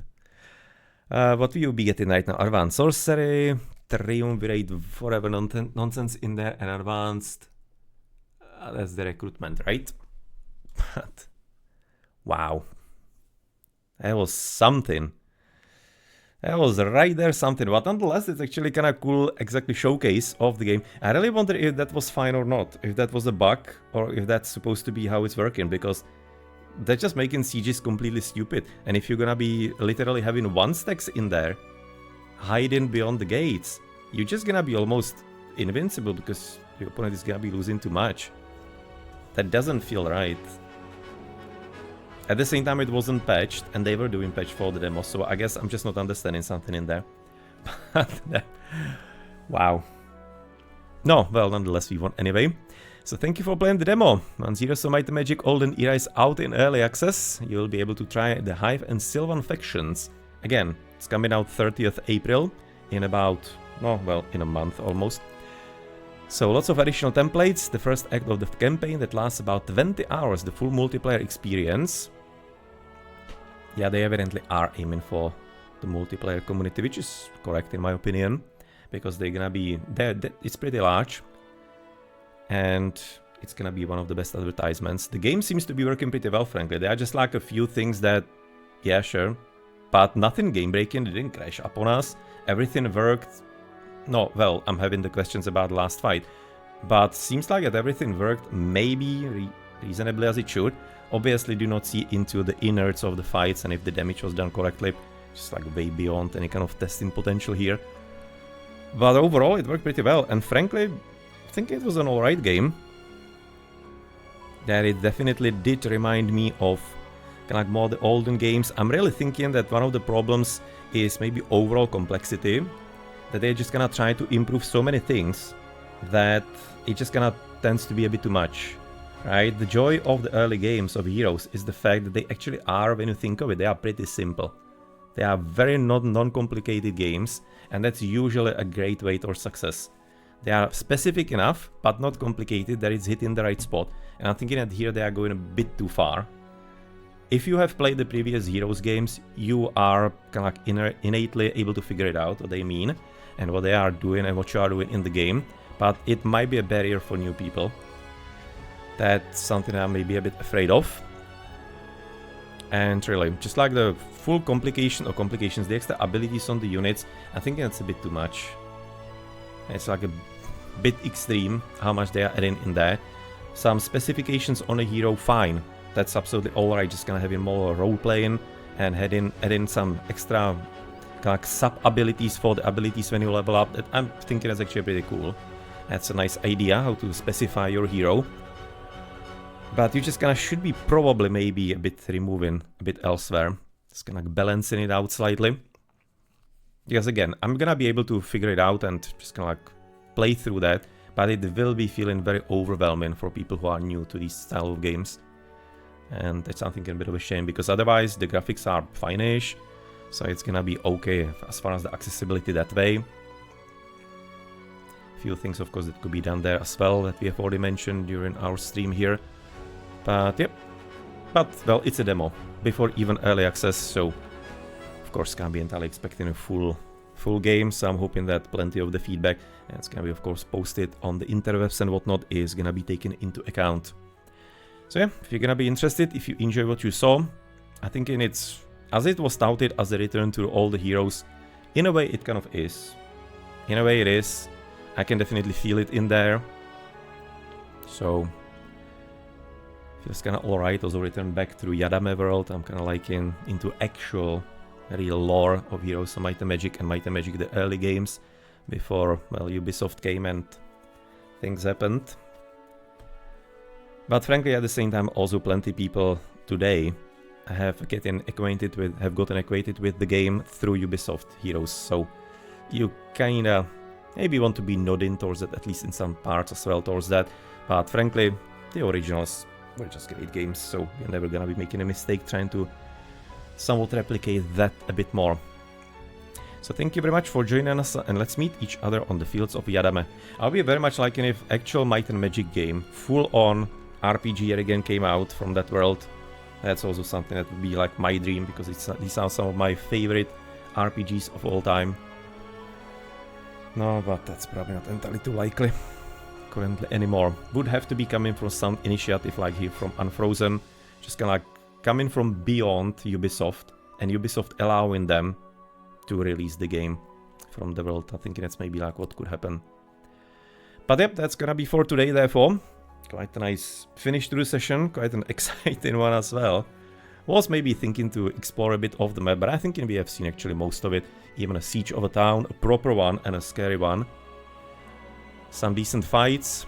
The fights frankly felt a bit easy, especially on the map. I think that needs to be amped up on the difficulty a bit. I wonder if it's because of the normal setting I have selected, the 75%, that if you're gonna be playing on the... It's supposedly hard, but it's 100%, so again, adjusting for today's audience unfortunately. Which I'm thinking that really devs shouldn't be doing as much. It's kind of like babysitting, and that... It's just basically self-fulfilling prophecy. You're just gonna be telling people you need to be expecting the game to be easy. And of course, the people will be expecting the next game to be easy as well. So you're just playing against yourself. So at least the more indie devs should be more brave in this, in my opinion. Yeah, people aren't like as stupid that are gonna be playing these games. So I don't think you need to be going all out of your way to be making the game too simple. Yeah, so the overall, I think it needs to be a bit harder. It was a bit too simple, just kind of traveling around, basically not even thinking about what kind of monsters I'm gonna be attacking. Way too much gold income. But again, we have played just the normal difficulty, so maybe the harder one is gonna be a lot more how it should be. Because if you played Heroes 3, then you do know that even on the normal difficulty, you can't be necessarily streaming through the map just like a breeze. You need to be thinking a bit about things and how to play, especially the resources at the start and the first few weeks are definitely tricky, and you need to be having some build orders. Here it kind of felt like you kind of don't, but maybe it's because I didn't have a challenging map, I don't know. Maybe it could be all kinds of things like that. But yeah, that's gonna be there for it for tonight. So hope you enjoyed. So feel free, of course, to find more info about the game. You can play this demo yourself still. It's available since October last year, and I wonder if it's gonna be even after early access, but sometimes devs take it out to support the sales, but I would be hoping that they wouldn't. So you can get it on Steam. If you're gonna be looking for Heroes of Might and Magic Olden Era, you can get the demo, play it out. As you can see, you can play full mission, no problem. And on 30th, therefore April, that's gonna be the early access, possibly, if you want to be trying it out, if you enjoyed what you saw here. I'm thinking I was decently content, I'm thinking. So if they're gonna be maybe based on feedback, kind of like improving and adjusting some of the other things, some of the things that maybe feel a bit too much or problematic, it's gonna be a pretty solid entry into the Heroes of Might and Magic series of games. So thanks there for Unfrozen and Hooded Horse as well as the publishers in there. Unfrozen, the developers for the game, and well, Ubisoft therefore letting it be and giving it the green light to continue, of course, even into release. And we'll see about some further things. Okay then, so therefore let us maybe see what kind of further streams are they currently running, if maybe for some recommendations, if somebody is going to be interested. So let's maybe have a look. And there were some further streams of this game.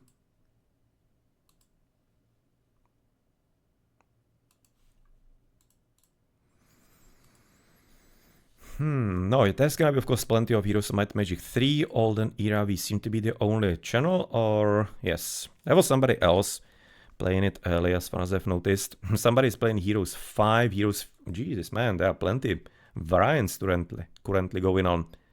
And even the Might and Magic is running. It's gonna be probably the merch mod, I'm thinking, maybe. Yeah.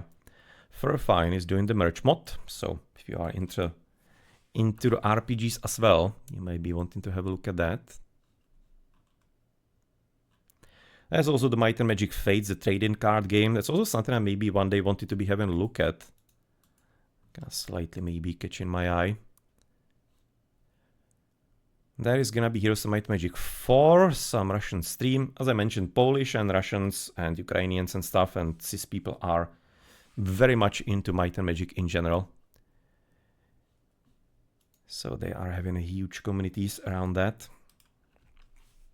Here's some Might and Magic 5 as well, and in 3 are we seeing some maybe non-multiplayer streams, because that's gonna be vast majority that you're gonna be seeing there. I mean, like currently there are 3,000 viewers on multiplayer streams in the Heroes of Might and Magic 3. It is a popular game.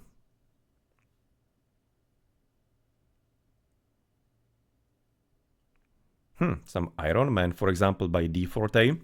That's gonna be non-multiplayer at least. I'm seeing here at first sight, Secrets of the Forgotten is doing, for example, Shadow of Death campaign. Grave Robber. Yeah, we have done plenty of even Heroes Chronicles here on the channel. And one day we're gonna be doing some more once we move forward through the Might and Magic Story mode run. You can find some more information about it below the stream, but it's something that we do when we don't have Age of Mythology, Age of Empires to stream. So it's taken years and years, but we've already been through plenty of games, and a lot of it is on YouTube. So you can potentially find it there if you are curious.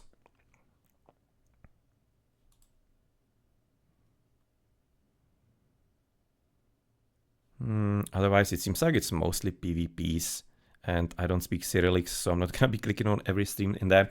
So maybe some kind of slight recommendations in here.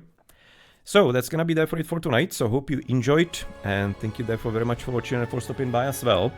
Díky Sloune a Bože, že jste se stavili.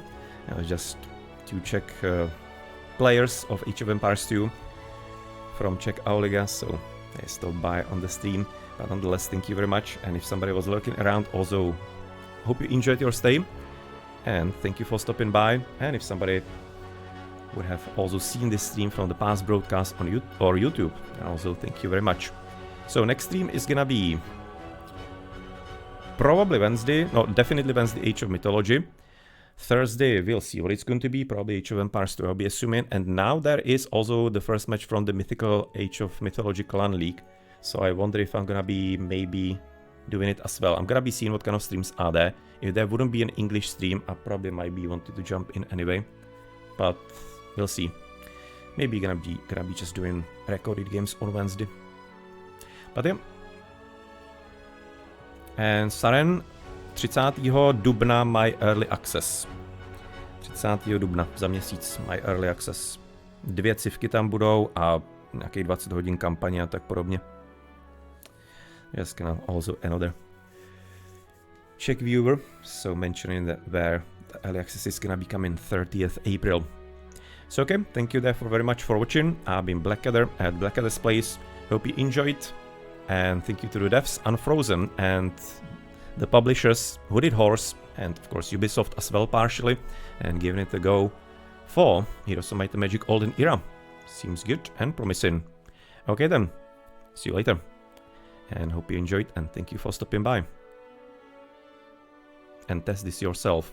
There is a free demo on Steam, so you don't have to be trusting any kind of YouTubers or influencers or whatnot. Just play it for yourself. It's the best way how to learn if the game is for you, if you want to be giving the devs their money, or your money therefore, to become theirs.